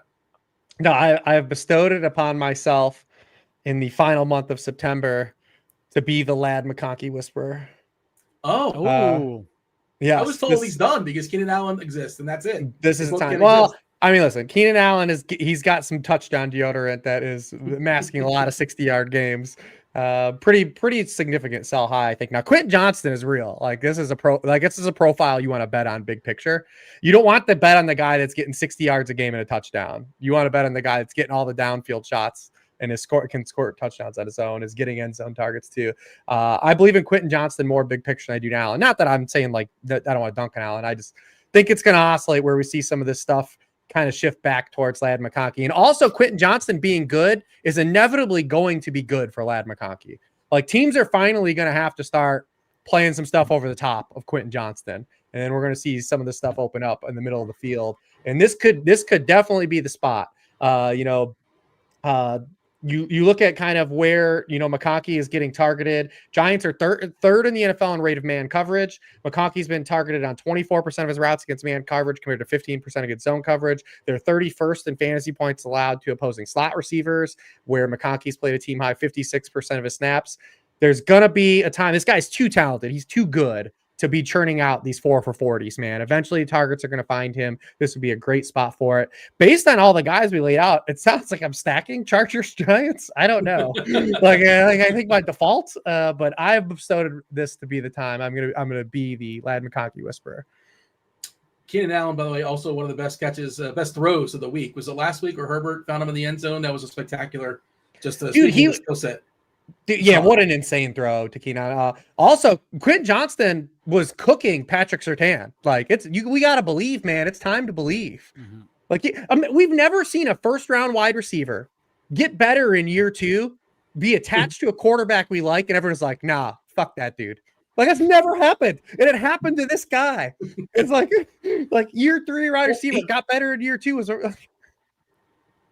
But he had the label of like he drops the ball, and people couldn't get past that, right? Is that essentially what it was with Johnson? Yeah. And he probably will drop some balls again, but I don't know, man. It feels like just a clear, not overthink a spot. Daigle, the season-long streaks is. I know you're in that over there at ETR. Is McConkey a good buy low? Rich, what I hear Rich saying, it seems like a good buy low. And I'm not saying it's going to happen. I'm not rooting for it. But Keenan Allen, 33 years old, probably doesn't play every single game this season. It is funny Rich said that because the rest of season top 150 show where we do our buys and sells just released on YouTube. Shameless plug for everyone. Don't do it right now. Click after the show ends. And my buy low was Ladd McConkey. It's pretty easy too. It's pretty easy too because the logical argument is that you just look at all the other receivers everyone's worried about. And there are blemishes, like Brian Thomas Jr. is doing this to himself. Jamar Chase has Jake Browning, yada, yada, yada. There's nothing going wrong with Ladd McConkey or the Chargers offense at all. The pendulum just hasn't swung in favor. Yes. And whenever the dust settles, this is kind of the argument against Trey Tucker, right? Like when the dust settles, can that guy earn more targets than Jacoby Myers and Brock Bowers? I doubt it. Like when the dust settles, love QJ, love Keenan Allen. Are they better than Ladd McConkey? No. So you just easily pull the trigger and trade for him right now. Yeah, we are also not going to just see many Chargers games moving forward where Amari Hampton and Rondé Gadsden combined for 15 targets. Like that's not going to be a regular occurrence as well. It was like when people talked about the Troy Franklin stuff last week, and we talked about it because Daigle was on Sutton. It was like, I like that Troy Franklin got those routes, but also his targets came in a game where Cortland Sutton got no targets. Like, is that going to like until like these guys also get targets alongside when these other good stars are getting targets? That's when you believe. Because when it coincides with one of these down games for a star player, you got to take that stuff always with a grain of salt. Mm-hmm. Rich, you said McConkey, the only receiver you've said so far. You say McConkey and dropping the mic, or you got more? No. I want to talk myself into Drake London too. Maybe not all the bad guys, all the players that have disappointed for the opening month. Yeah. The Commanders just have so many guys injured. They are getting Marshawn Lattimore back, who cleared concussion protocol. Safety Will Harris suffered a broken fibula. He's going to be on IR. Trey Amos had a calf injury. Percy Butler had a hip injury. They had to sign Darnell Savage off the streets. And we're catching like these Falcons off of a game where like Michael Penix was objectively like he played one of the worst football games like you could have ever seen like a quarterback play last. Still not as bad as Kirk Cousins, but so like this would be a spot I think because like London hasn't been like a complete pumpkin. I think like people believe like he still has in 2 of the 3 games. He's still been a wide receiver 3 or better. He has a 15 target game on his resume. The week 2, they just didn't even try to throw the ball. So it's like, he hasn't been like the complete zero. I think people think he has been. It is a spot too, where Washington's got all these injuries, like I said, and they've just been bad against wide receivers to open the year.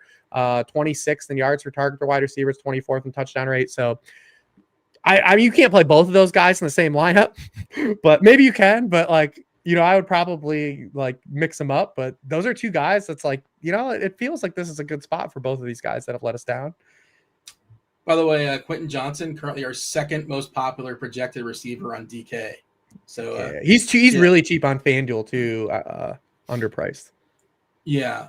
Puka number 1. That's not terribly surprising. Yeah. I'll take a peek at FanDuel as well, which I imagine is going to line up. Quentin Johnson, their 3rd most popular on FanDuel. All right. What is he? What is he on FanDuel? Is he in the 6s still? He's 6'2".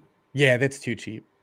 Yeah, seems like a pretty fair price. Tet, assuming Tet is good to go, he's 5'8" over there, which seems like a pretty good price as well for cash games of nothing else. All right, Daigle, receivers, what do you got? Already talked about the Lions guys. Let's see what happens with the 49ers injury report, because I think one of Ricky Pearsall or Juwan Jennings is interesting. We mentioned the Jags just giving it up to wide receiver 1s last week. Nico Collins, of course, got there. And Ricky Pearsall is an obvious play if Jennings is out.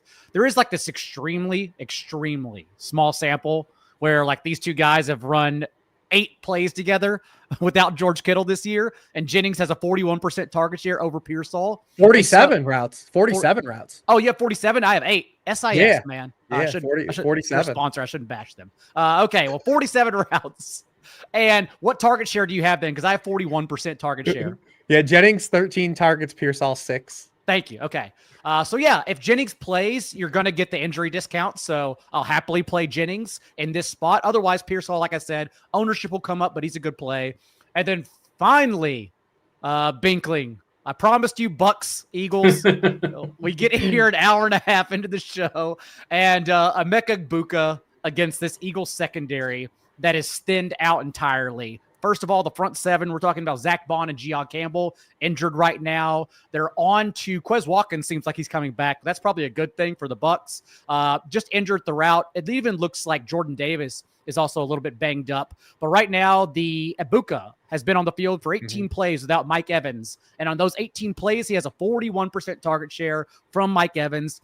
Even if Chris Godwin were healthy, it's such a wild card that he plays even 50% of snaps. I do not care. Egbuka would be an incredible play, even better if Godwin's active.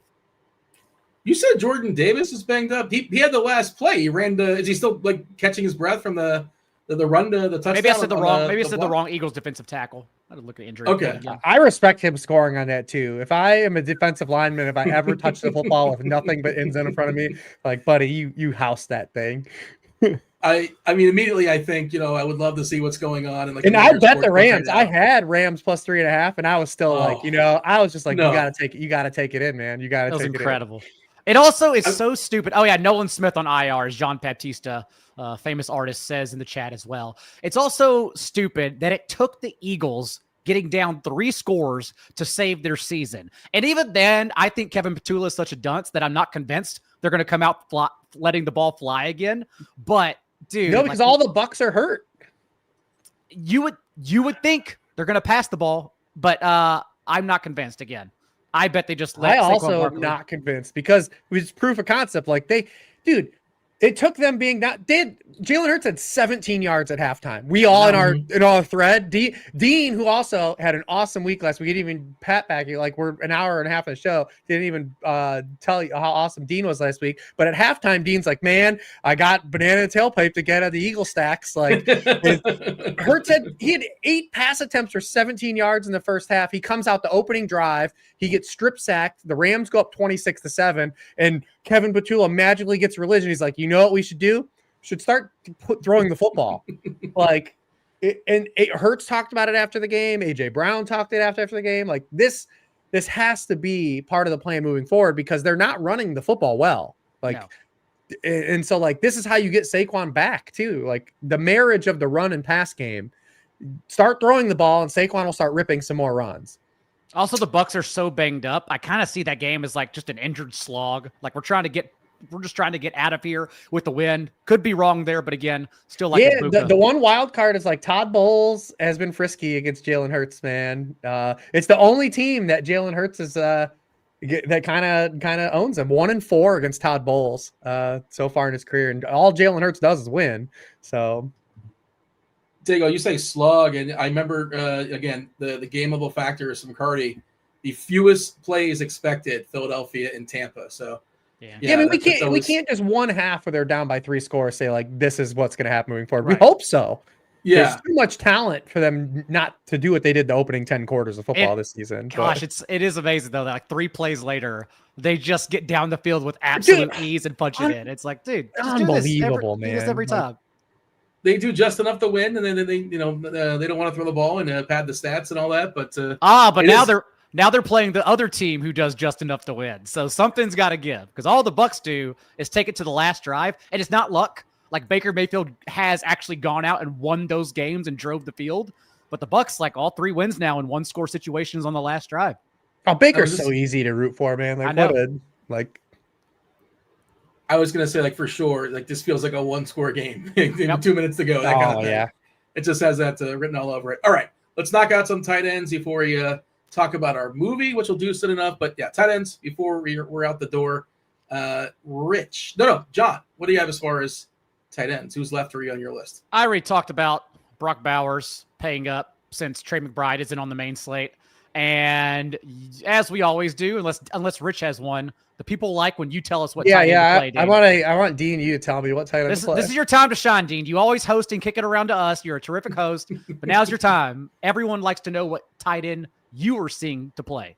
I'm just regurgitating what we have as far as projections. We currently have Tyler Warren as the most popular tight end on FanDuel, around 18% here at RG, which is not terribly surprising. And on DK, we have Njoku at 19%. He's really cheap. He's 3.8. And then Warren, and then Kelsey's on the podium for both sites. Kelsey on the podium for both DK and FanDuel. And we didn't even talk about Kelsey. We just ignored him. We just glanced over. He fights his coach or whatever, like a body check, and we don't even care. Don't even acknowledge it. They've done that before. That's just Kelsey's a very fiery individual. Andy Reid, obviously, he knows how to get to him at this stage of their careers. But Andy Reid instigated it. Like he leaned in. I don't know if you saw it. Like he was sort of like the offender. He was on the offensive. But I mean, these guys. I mean, like Travis Kelce's he's just such in his marketing bag right now. Like these dudes are doing podcasts, Leonardo DiCaprio now, and like it's just like football. It's over. It's just like it's whatever. Do we have like a cheap darts, a favorite cheap dart? And I know maybe you don't have anybody prepared, but if you're not spending up for Warren or Bowers, maybe somebody in the 3 or 4Ks, it's kind of sort of somewhat nonsensy. How much is Rondé Gadsden? Oh, he's got to be like 3K, right? Oh yeah. Is what's his name still going to be out? Does it matter? Was it Disley that was out? What are the? I think it does. I think it does matter, but I also don't know if he's still going to be out. Gadsden's 2-6 on DraftKings. Yeah. 2-6. Yeah. But also like he had like the Dylan Sampson line from like, remember in Dylan Sampson in week 1 and everyone was going crazy because the catches and you're like, I don't know, man, this dude ran 15 routes. It's like what Gadsden did last week. He had like a 40% target share, like on his target routes. But he only ran like something like 12 routes or something like crazy. I have the actual number, but like it was just like the Dylan Sampson line because he can't block. So like, and this is a game like we expect him to be able to run the football. Because he's like literally like a glorified receiver, like kind of in a sense. He's like a tweener, like but so like he doesn't block, but he ran 15 routes last week. What was his target percentage? 47. Yeah, he was targeted on 47% of those routes. So 7 of the 15, is that correct? Yep. And I got a nice little $210 bid in FFPC on him going tonight. So just because that team needs a tight end. You got to, man. You got to. That team only has Dalton Kincaid, so I have to have like a tight end to back up here. What about we didn't talk about him in that game. What about Cole Kmet if Loveland doesn't play? Don't mind it. Don't hate it. We saw Cole Kmet be an every down tight end without Loveland. Even if Loveland plays too, how quickly are they going to rush him back from a hip injury now that this is the second injury that he's recovering from? You know what we also didn't talk about? Dinkling, shut up and listen. It is Cade Otton in that game as well. Like the Eagles are literally the number one defense against tight ends. They shut down everyone, but we did see this last year. It's not apples to apples and Buka's out there, but the only time Cade Otton was good, he had a 21.7% target share and 19.5 fantasy points in the 3 games that Mike Evans and Chris Godwin missed because Baker Mayfield looked around and there was no one else to throw to. Now, at Buka, like I said, is still out there, but Otton's running a route on an elite 87% like of their team's drop back, so he could sneak in there too. And also Hunter Henry, although it feels point chasey, it's a good matchup for him. Carolina's like sneakily been pretty good against wide receivers all 3 weeks. They have not given up a lot of passing points. They haven't given up really any production to wide receivers, but tight ends have kind of beat them up. With the Vero, you're going to get a lot of that cover 3 stuff. Henry leads the Patriots in target rate against cover 3. So like it feels point chasey. You're not going to get the run out you had last week, but he's only still 4K. This might be like the signal just to wrap up the show, but like Jatavian Sanders is dinged. Tommy Tremble, is that Tommy Tremble as a super cheapie if we lose Sanders? Or just let's move on and let's talk about Superman. No, you don't need to do that. Just play Gadsden. If you want to go cheap, just play Gadsden. Yeah. All right. Jackson Dart, Gadsden, then you can go up to Christian McCaffrey, JT. We talked ourselves into stacking Chargers Giants somehow. Somehow, yeah. Oh, yeah. Herbert, like, I don't think it matters, but Herbert does have like worse splits this year against man coverage, which is kind of all the Giants run. Again, it's Justin Herbert. I'm not pushing back. You're going to get 30+ pass attempts. The Broncos man coverage. Yeah, that's the Broncos. The Broncos and Chiefs man coverage. But also the Broncos gave it up to Daniel Jones too. That's a tough thing, especially with these sample sizes when we're talking about coverage stuff. It's like always remember like who they played, what happened, Or that he's Justin Herbert and MVP candidate and dating Madison Beer and going to lead the league in passing yards and all these things. Yes. Who's this Madison Beer? I don't know who that is. It's just someone the kids like. Don't worry about it. Okay. It's not Scadaboo's dad. That's all. Yeah. That's what this show is. Scadaboo's dad. I just gave her. I'm not aware of her existence. She's a singer. All right. Shout out to Madison Beer. Who's she dating? Herbert? Yeah, Justin Herbert. All right. Because he doesn't have enough good things going for him in life. Let's give the people one stack. I know we talked several stacks, but like our favorite one on a Wednesday night. If you want to go game stack, say game stack. If you want to say a game, however, a particular side. Dealer's choice. Rich, give me your favorite stack on a Wednesday night. Game stack would be Bears, Raiders. Individual stack. That's a good question. I don't know. Bears, Raiders looks super fun to me. Daigle? Game stack, Colts, Rams. I feel like I'm going to end up playing Puka and Devontae together, regardless of everyone else I have in my lineup. Like the Sims, the optimizers gave me that, and I need to get better at breaking my brain and understanding you don't have to bring along the quarterback. These two guys are just that good. They're individually great plays, so just play them both. So I think Rams, Colts, I'll probably end up game stacking, although I like Geno Smith. And then actual NFL team stack, I talked about the Lions. I'm kind of there right now. Daigle, tell the people where they can find you. Let's let them know now before. And a lot of people don't stick around with the movie, so I assume they know. I imagine everybody knows where they can find you guys, but just in case, Daigle, where can the people find you? EstablisherRun.com. It feels like every hour of every day, but nonetheless, the waiver wire column out on Monday evenings into Tuesday morning, swept through Wednesday afternoon. And then, of course, matchup columns, which end up being a lot more because I work with Silva than I expect at the beginning of the week. And the free stuff on the Establish the Run podcast feed. I always like to ask, Daigle, what was the weirdest, most out there question, start sit, or is anybody looking like 7 weeks in advance as far as a defense? What was the funkiest question you got this week? I kept that in mind since you asked me last week, but unfortunately, I wouldn't say I had a question that ended my life like the week 5 one last time. Yeah.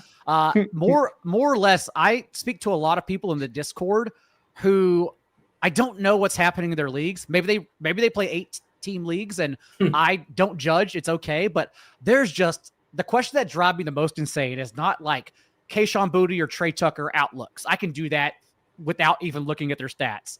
The questions that drive me insane are like Trey Benson or Quinshon Judkins. I'm like, why am I answering this question right now? I cannot tell you the RB12 or RB13. Those are super hard. So those questions are the ones that drive me insane. Rich, if you have a wacky question of the week, by all means. Otherwise, tell people where they can find you. No, yeah. Sharpable Analysis is where you can find all my work. As Dean said at the top, you guys can use promo code PICK6 and do a weekly package for $1. And I hang out every Sunday after inactives up until kickoff, where I answer questions. And like Daigle, I typically do get defensive questions and stuff like that too. I have a thing where I say I'm gonna tap the sign every time someone asks a kicker or defensive question. Tap the sign. You forget about the kicker, because that's not even relevant.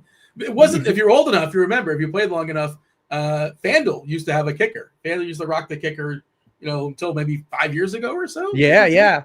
And you remember everyone either just played Gostkowski because he was like the Patriots kicker, or the cheapest kicker. It was like they either play the cheapest kicker or Gostkowski. Yeah, and that's how tournaments are won. Which it actually was. Points randomly. It was an edge, which is why it was so frustrating.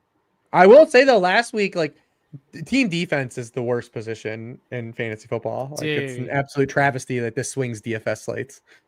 Minnesota ended it pretty quickly on DK. Yeah, they're 2 touchdowns defensively. All right, let's seamlessly segue. Let's bring in producer TJ. We also need to bring back. We can keep going to the movie. We need to bring back though at the end of the show, Dean, maybe looking at the winning lineup to give overarching thoughts, since that's what you do best. You can teach people how you came to this conclusion, because that's an element that's really not added to our show outside of sprinkling it in throughout our conversations. Now you say winning lineup amongst our group of 5? Amongst our stupid tournament that we always lose to you. But Dean Bink last week. We've been dancing the last couple of weeks. We've all been dancing around and stuff. Yeah, you guys had a couple of good runs at it. I know TJ had a couple of good teams as well. Go ahead. Beyond our tournament, you were the one who actually won a lot of money last week, because you had, like Rich said, you had the Eagles double stack with the Rams brought back, and I think it's interesting to look at. I won the FanDuel Stiff Arm, which is the single entry contest on FanDuel. I think it's a $75 entry point. Now, I think I won more on DraftKings because I finished second or third. I think third in one of the red zone contests.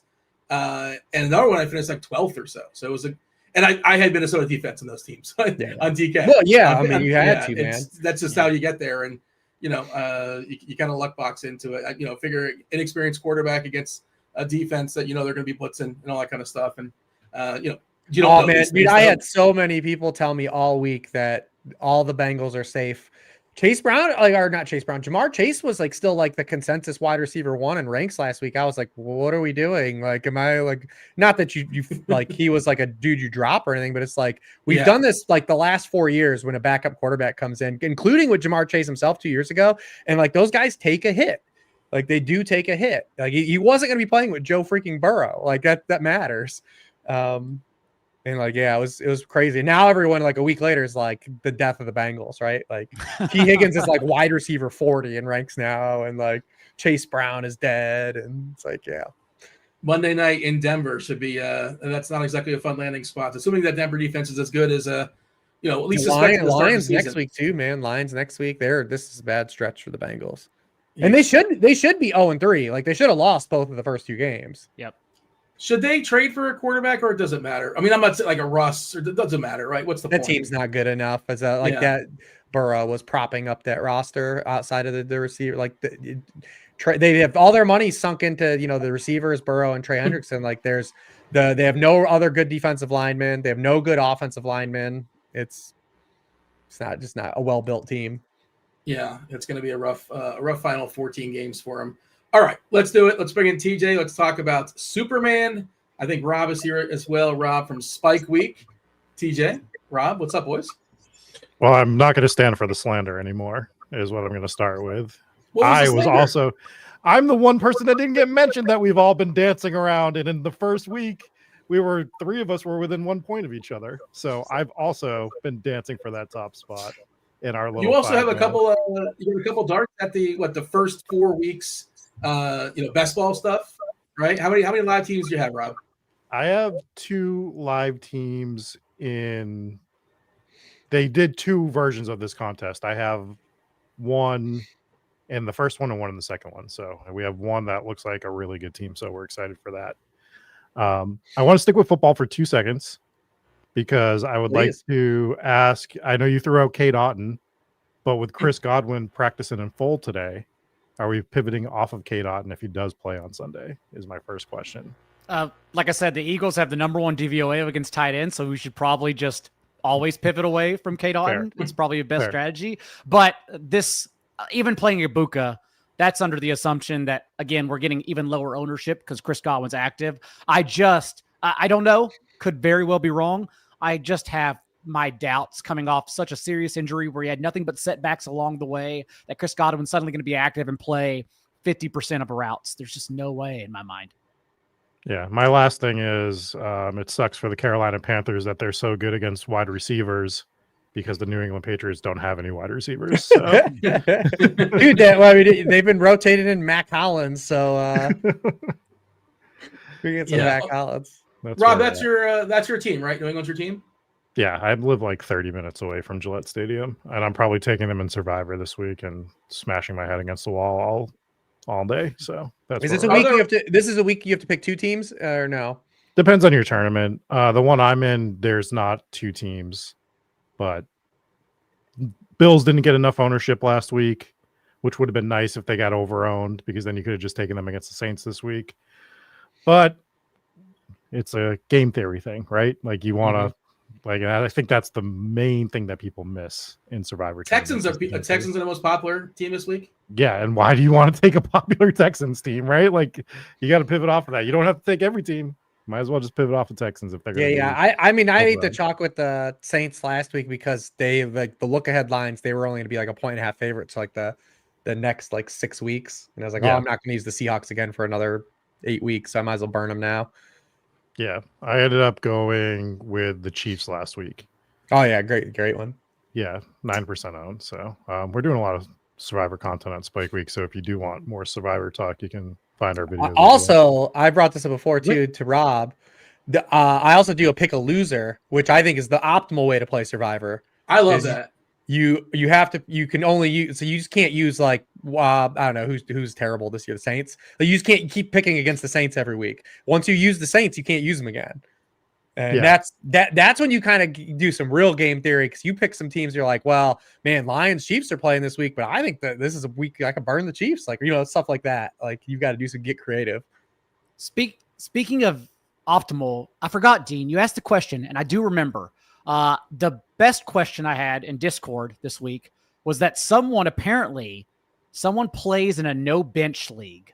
And so basically you pick up your starters and that leaves everyone, Trey Benson, Quinshon Judkins, it leaves everyone on the waiver wire. And I thought that was the coolest thing I've heard. I do like that.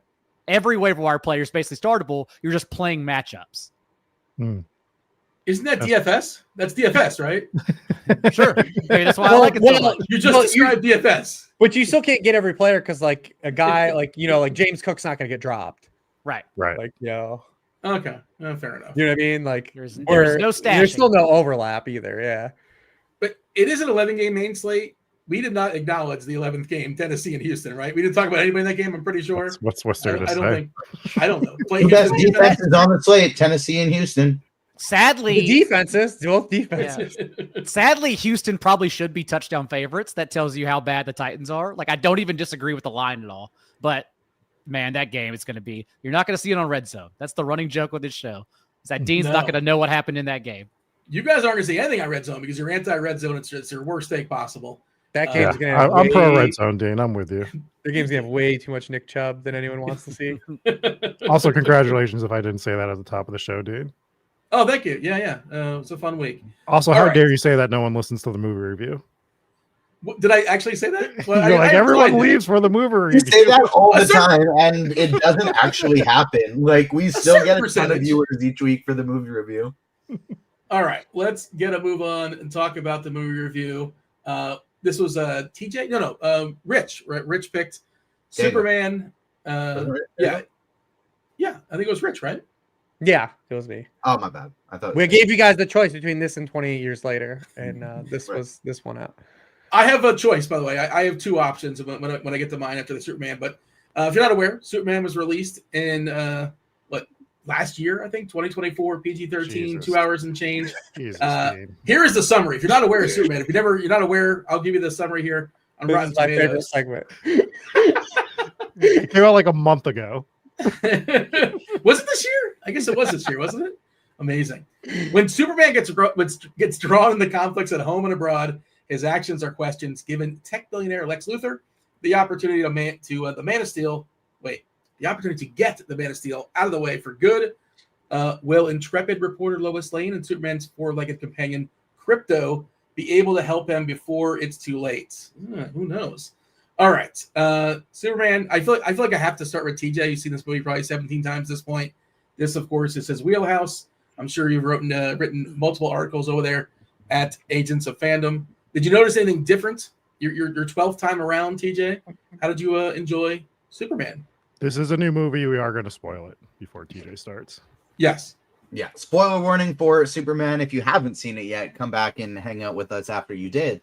But yeah, I've only just four times for me. Nothing too wildly crazy. But I really enjoyed this movie. I think it is, in the conversation for the best superhero movie of the year, and in the conversation to be maybe the best Superman movie, but probably the second best Superman movie, with the OG Christopher Reeve one being the number one. Certainly the best Superman movie in my lifetime. And so it was really nice to go to the theater and just kind of feel like they hit it out of the park with this one. Not a perfect movie by any means. It felt more like, it wasn't a perfect movie, but it felt like as close to a perfect Superman movie you could get for the world we're living in right now. Like, we've kind of had the dark, grounded, realistic nature of superheroes take over the 2000s and the early 2010s of like superheroes and comic book stuff. It's too wacky to make it appeal to the mainstream audience. We got to make it dark and gritty. And that's just not who Superman is. Like, Henry Cavill, I think, could have been a really great Superman, but he didn't end up being like the what was written on the page just wasn't the character. I think Man of Steel, Cavill's first Superman movie, is a good movie. It's a terrible Superman movie, though. Like, it's just not who the character is. And so this felt really great, true to the character, hopeful. He's a silly Boy Scout who wants to save as many people as he can by all means possible. And he's also the most powerful person in the world. So I think it was a really good movie. Not a 10 out of 10 for me by any means. Spoilers to when we'll get to the rating. It's not a 10 out of 10 for me. But it was everything this movie needed to be. And more importantly than just as a Superman movie, rehabilitating the DC brand as a whole, because it couldn't have been further in the dumps. It was especially after The Flash, that last movie that they had, like, nobody wanted to go see these movies. And so rehabilitating the brand, they have a brand new studio, a brand new person in charge, a brand new cast of characters that they're going to be introducing to us. It had to at least be very good to very good to kind of set the stage for that universe they have coming. And I think it did that. besides TJ, anybody else see this movie in the theaters? Yeah, I did. Yeah, talk about that because I feel like I saw it at home on Max. It's on Max. If you guys aren't aware, it's where it's streaming. It just feels like a really good in theater experience, and there's a certain upgrade. Would you agree to that, Rich? Yeah, if anyone watches Corridor Crew or follows them, they like review special effects and do special effects. They just did this movie like a week ago, and did a bunch of stuff from it. So if you were into kind of some of the effects, and they go over kind of how they were created and why some were good and a couple were bad still as well. Like there's just that one where Lex Luthor, Nicholas Holt's like walking through the I can't think of what it's called right now.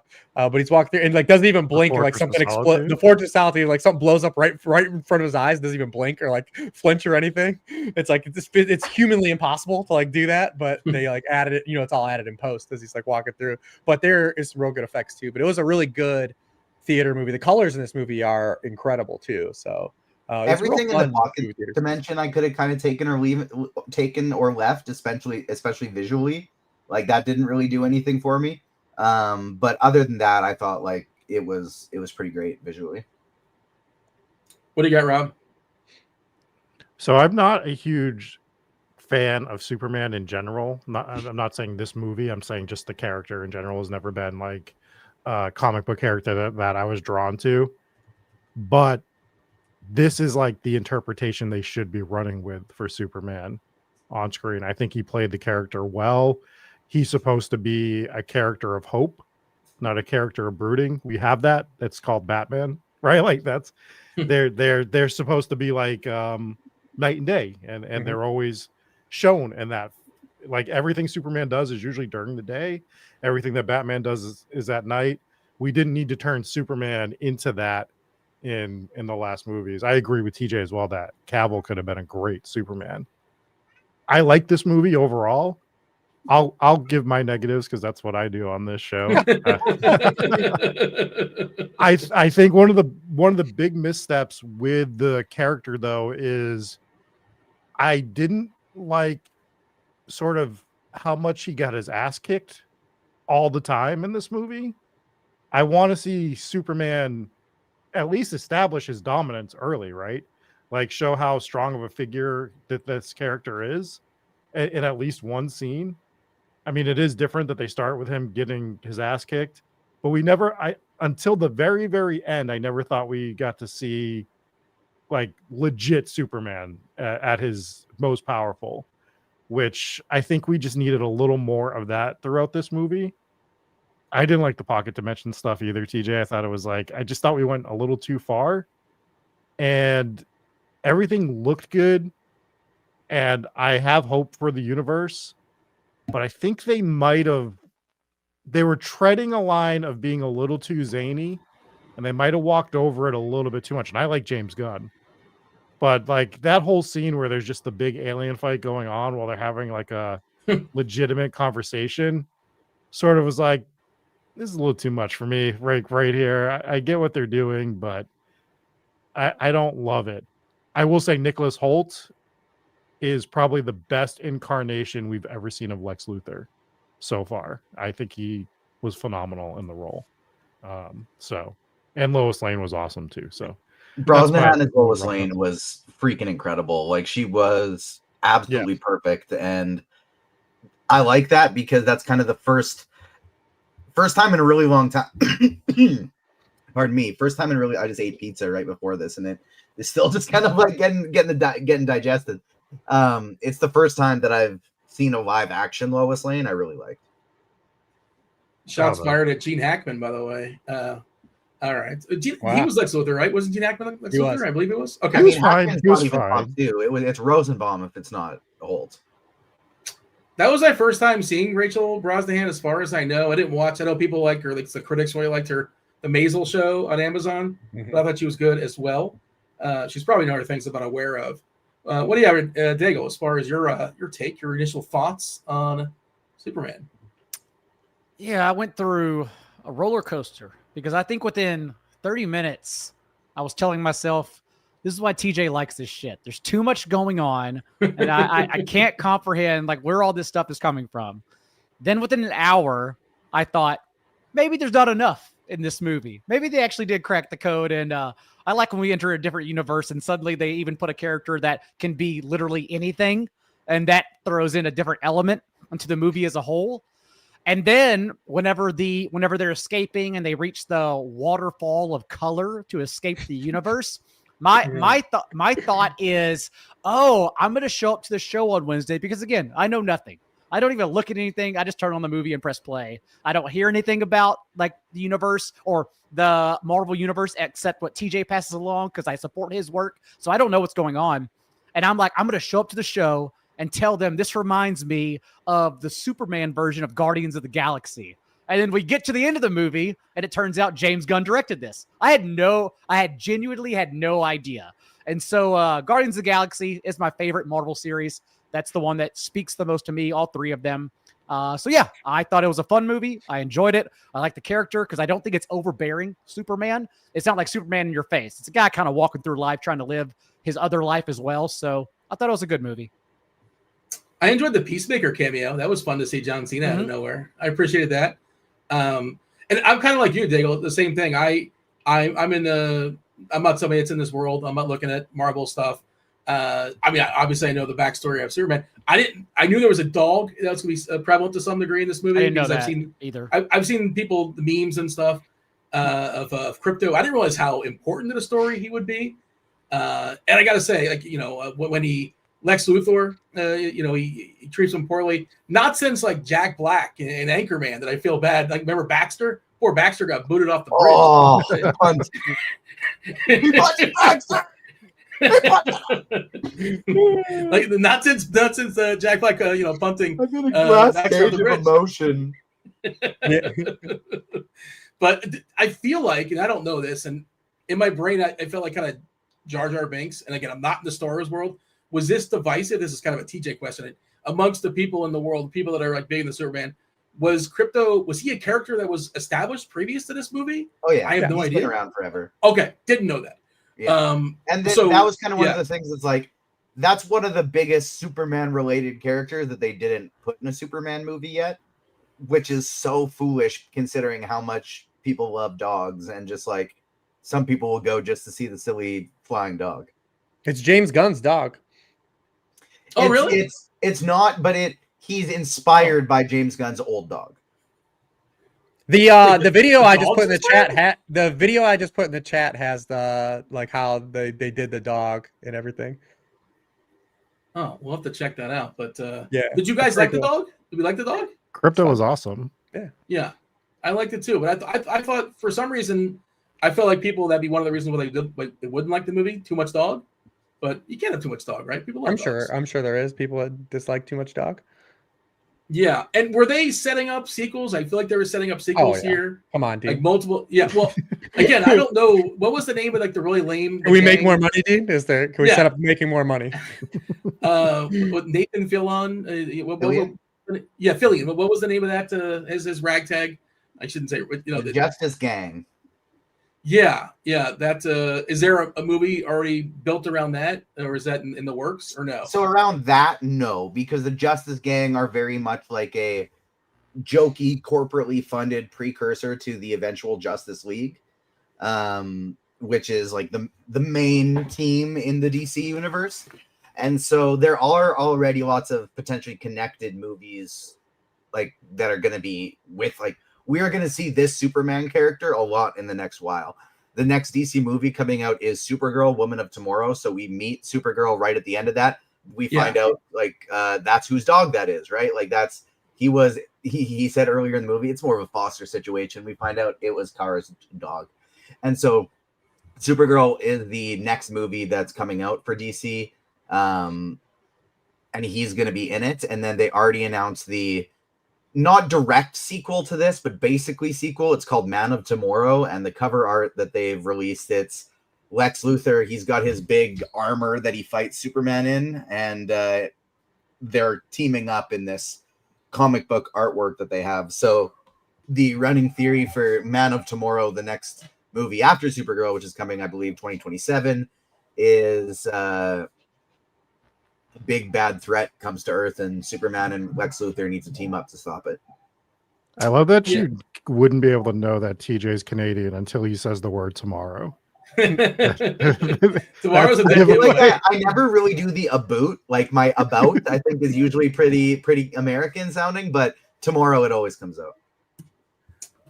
I also, and I guess Daigle as well, I had no idea that there was going to be a Supergirl appearance at the end. And also I thought, is that Sydney Sweeney? And then it took me a second. It's Billy Alcock, right? From House of the Dragons. It took me a second. At first I thought, so I guess I assume that she's going to be starring in the Supergirl. It's coming out soon enough. That makes a ton of sense. And really interesting, like the comic they're adapting, I haven't read the full thing, and I'm waiting until after the movie comes out because it's considered by many to just be like the best Supergirl comic. And so I kind of want to go into the story without knowing what's going to happen at all. But very interesting premise with essentially, so like he got shipped off to Earth as a baby, right? He doesn't remember his planet exploding, and he didn't live there before the apocalypse. She did. She was a teenager when she got sent over. And so it's very interesting of like she goes to planets that don't have a yellow sun because that's where they get their powers. So she goes to planets with a red sun, so she doesn't have powers, so she can get super drunk and forget about the pain of losing her family and her whole world kind of thing. And that's the debut premise for what that movie, like the intro to what that movie is going to be. That's not the whole story. That's just kind of like, where was she? She was off on those planets with the red sun, so she could get drunk and forget about the pain of losing her world. So it's going to be a much more like serious, trauma-filled movie, I think, than what we saw in Superman. The other thing I thought was interesting, Bradley Cooper, was there a bigger role for him? Like, why would he do this movie if he's like barely in it? Did they cut out Jor-El's role, or he's just like, screw it, I'll be in one? He's been doing that for like 2 years though. Like he's like Rocket Raccoon, right? Like he's James Gunn's buddy. Yeah. Okay, so that's what's going on there. But he's been in everything. Like he was in Abbott Elementary for episode. He just popped up in Dungeons and Dragons. Licorice Pizza. Yeah, he just popped. He's been like just popping into shit. Like, yeah. Okay. So he doesn't really like. He's too big to just like. Alan Tudyk is one of the robots. Michael Rooker was one of the robots. Palm Clementoff is one of the robots. So it's like he just gets all of his friends in there. All right, fair enough. All right. Anything else we want to say as far as Superman before we put a grade on it? We can play the Rotten Tomatoes game. Final. I didn't do anything. I didn't say anything about it. Well, get in there, Rich. I'm sorry. My apology. Yeah. This is interesting because I think as a film, this is an absolute mess. It's an absolute mess of a film, and it's a fun movie. Like if you could separate those worlds, like when you start to like dissect this movie, it's like not that good when you want to do like the movies talk about it, or the film talk about it. But then you're just like, this is just fun. Let me just turn off. It's kind of like a Fast and the Furious movie as like a comic book movie. It's just there to have a good time, fun visuals, characters that you like. But there's also like a lot of stuff where you're just like, this is insanely dumb. Like why this is in the movie. Daigle is copied the Guardians of the Galaxy, but I think Guardians of the Galaxy has like a lot more heart around all the characters outside of David Cornsweet and Rachel Brosnahan. Like a lot of stuff is just shoehorned in this movie. Yeah. But it ends up just being fun because like he's so fun as Superman. Like you just are enjoying him when he's on the screen as Superman, and it makes it so much better. I did not like Lex Luthor at all. I like Nicholas Holt's performance a lot, but I did this once. I got to go on TJ's show once to do a Last of Us episode. And I said, like, literally almost every movie now is centered around three main allegories. Either it's something about racism, it's something about feminism, or someone's trying to make commentary on Donald Trump. And that's exactly what James Gunn wrote this character as commentary on Donald Trump. And like, but he did it in a way where like he didn't have anything unique to say about Donald Trump. It was just like he made a whiny character. Like I just don't like the way Lex Luthor's written at all. He's supposed to be super smart. He gets Superman into the pocket dimension. It's just like, you know what? I'm out, man. I'll come back and find some of the torture and leave you. Like, what's gonna happen in the next 20 minutes? I wonder. It's just like so. I mean, and then the whole thing with the where he's doing like the remote control of like, so like is like the most insane idea like ever, that like he can input these like commands like as someoone fighting like that fast. It's the most ludicrous thing that ever happened. Like But again, like when you like start to get into the hood, you're like, oh my God, this movie's like, is it terrible? But it actually is like super fun and enjoyable. And the missed thing you guys didn't talk about the most is shout out to Cleveland. Daigle stayed in that hotel in the movie where the end is, in the arcade. Cleveland's ever they were in the Guardian Stadium. That's where the baseball stadium was. Shout out Guards. I hope they finished it tonight and won. But I thought that was Yankees. That's what no, Yankees. it was all shot. It was all shot in Cleveland, and that's the first time.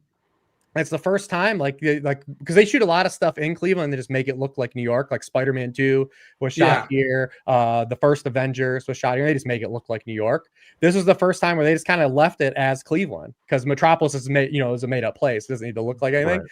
So Cleveland got a little bit of representation in this movie. So I'm a little partial to that as well. Can I bring up one more scene before we jump into our scores? Because it's such a jarring scene in this movie, and it's so out of place from everything else that happens here. When they're in the pocket dimension and Lex Luthor plays Russian roulette on with that guy. Yeah. I never expected it to actually fire. I was like, I was like, it was a wide shot, right? PG-13. It was a wide shot. They didn't really show it to you. But yeah, I felt the same way. But it happened. It was just like, I was like, okay, so we are going to go there sometimes, at least in this movie. And I actually thought the movie needed something like that, just to ground it a little bit more.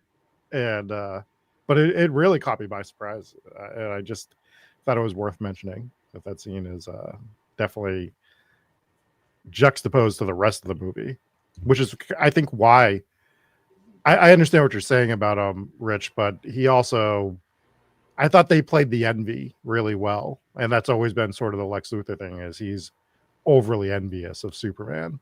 And I thought that came across well with his character throughout the movie.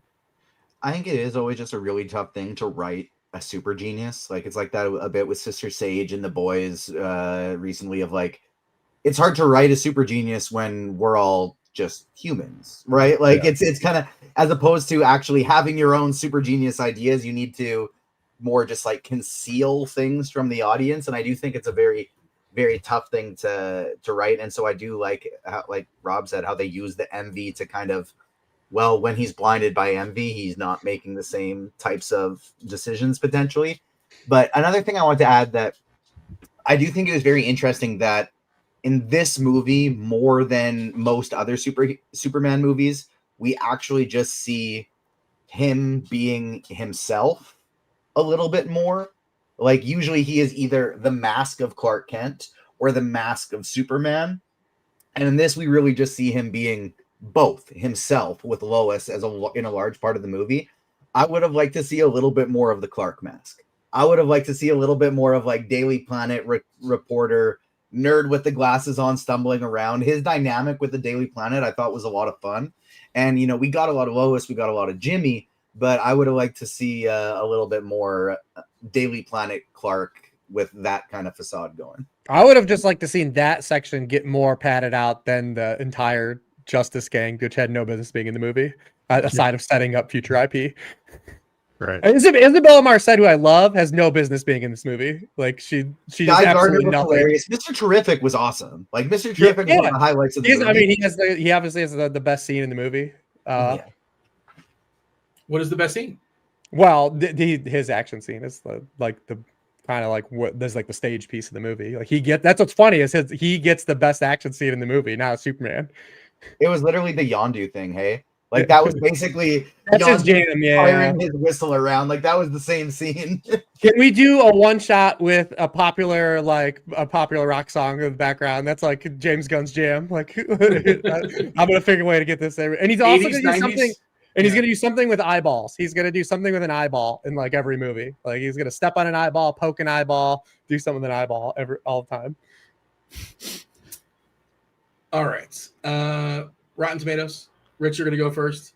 I want both scores. Tell me what the critics say and what the audience says. This is definitely a higher audience score than critics.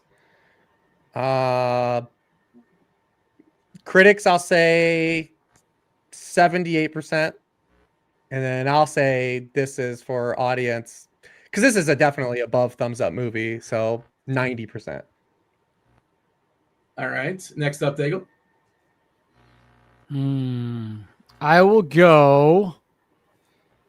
I'm going to take Rich's lean since I'm not used to grading the superhero movies. I will go 82 critics, 91 audience. Wow, that was literally both my guesses. Rob? All right, I'm going to overthink this much like I did with my DFS lineup last week. Well, you weren't the only one. Don't worry. And I'm going to say that the Snyderverse fans review bombed it down a little bit on Rotten Tomatoes. Oh. So I'm going to say 73% for critics, 79% for audience. So is there like you got to pick one? You're either a Zack Snyder guy or a James Gunn guy. Like, is that a thing? It's just how people are, man. They can't No, enjoy but things. there are very loud groups that is yes for. Like the average normal person, even the average normal internet goer isn't that extreme. But there are some like weird people on both sides of this, fueled by bots that make them think they're as part of a real group. Yeah, you got to pick one. I guess you can't like them both. It's not allowed for whatever reason. It's not even just like one or the other. It's just like the Zack Snyder movies created a really weird cult following to the point that it's not like fans. It's people who just want something to affiliate themselves with so they can crap on other stuff. Yeah, I mean, all of the Zack Snyder movies, not just the. That's fair. Are there a lot of puppies? Are there a lot of puppies that are like 6 months old named Crypto right now?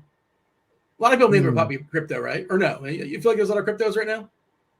I mean, I think there's cryptos already. Like maybe more so with the movie, obviously. Like I almost named Gotham Ace because that's the name of Batman's dog. Yeah. So like there's Is Ace in anything other than Batman Beyond? Well, he was in Super Pets, the cartoon when we were younger with Crypto. That's how I know him best, is the Batman Beyond. He's like an active part of that show. Yeah. Ace is a deep cut. All right, TJ, let's knock out Rotten Tomatoes. I was actually going to go with similar to what Daigle had, so I'll go 83 for audience. For critics, and I'll go 90 for audience. So one higher for critics, one lower for audience. So you mirrored you mirrored Rich's 90 for the audience. And I didn't. I'll go 89 then. 89 then. I didn't realize Rich was 90. Okay. Well, you just had both scores perfectly correct. 83% for the critics and 90% for the audience. Damn it! But you hit both 83 and 90. Rich had 90. Still counts. Yeah. So you guys are on it. You guys are on it. That might have been buried in my brain somewhere. Like that might have been something that I have reported on before and just didn't fully exit subconsciously. All right, give me this, TJ. Your first IMDb score, 1 through 10. 7.3. Rob? 6.9. Nice. Daigle? Gosh. 7. I mean, it only gives me a few outs, but 7.2. 7.2. Hribar? 7. Daigle, you don't need any outs. I have one Daigle, out. You baked it. You baked it. Oh, look at that. You don't need it. We're all priced right. We're all trying to get there. 7.2 on IMDb. So you guys collectively, First time we've not me, obviously. I didn't do anything, but you swept the board as a group. The four of y'all. Okay, so I won the movie this week. I had two movies in mind. One I legitimately want to see. One I don't really want to see, but I'm not sure if we're at the point. It's just week 4. Are we at the point to introduce nonsense and shenanigans? I don't know if we're there just yet. I introduced Tiptoes last year, and I'm not saying I can top Tiptoes, but nobody can top Tiptoes. That's impossible. But I have 2 movies. Let's watch Tiptoes again. Let's re-review it. I got 3 movies. I legitimately want to see Highest to Lowest on Apple, the new Denzel Spike Lee movie. I want to see that. I've been in the dark on it. I've not gone on any spoilers or whatever, but I just assume it's good. But I don't know. Just want to see anything that they put out together. They've been a good team, obviously.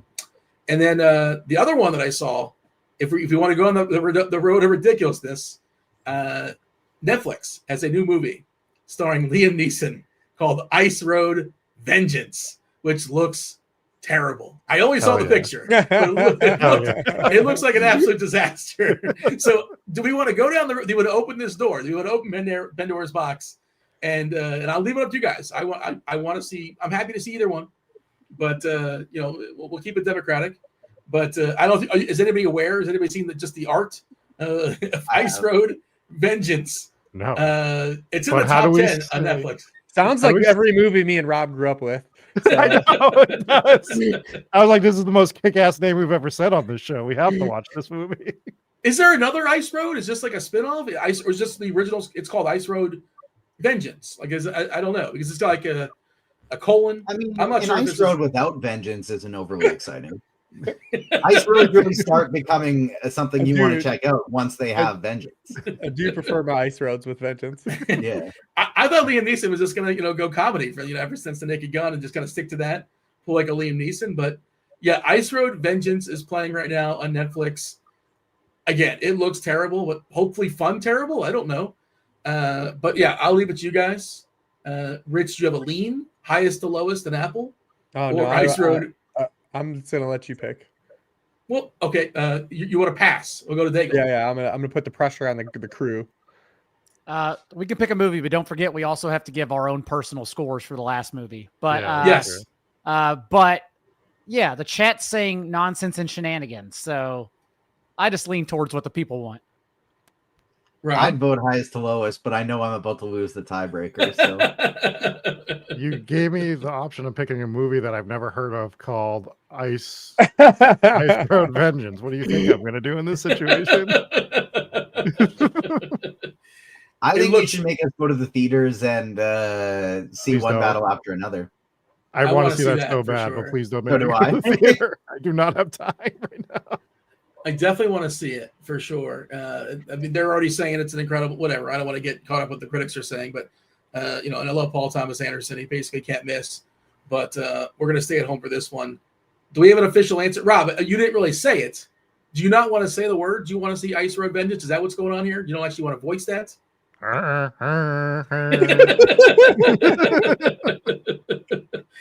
right, we're watching. That's my score for that movie already, and I haven't even. Just a sound effect. All right, let's circle back. My apologies for getting the scores, but yeah, TJ. No, are you? Well, I'm not going to tell you the score, but you typically pick a superhero to score.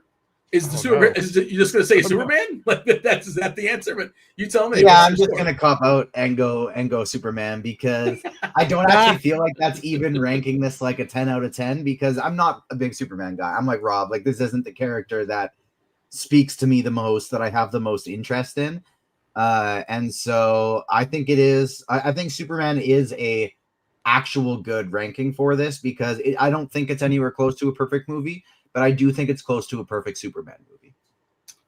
I rank out of 100, so I'm going to say 60. It was fine. This is not my wheelhouse. It was better than most of these movies, so I'll give it a 60. But nothing terribly sexy as far as my ranking.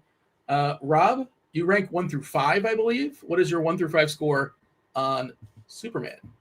3.4 out of 5 is what I would give it. It's pretty respectable. That's pretty on the Rob scale. That's really strong. Yeah, especially for a Superman movie. Daigle, you got a wrestler for us?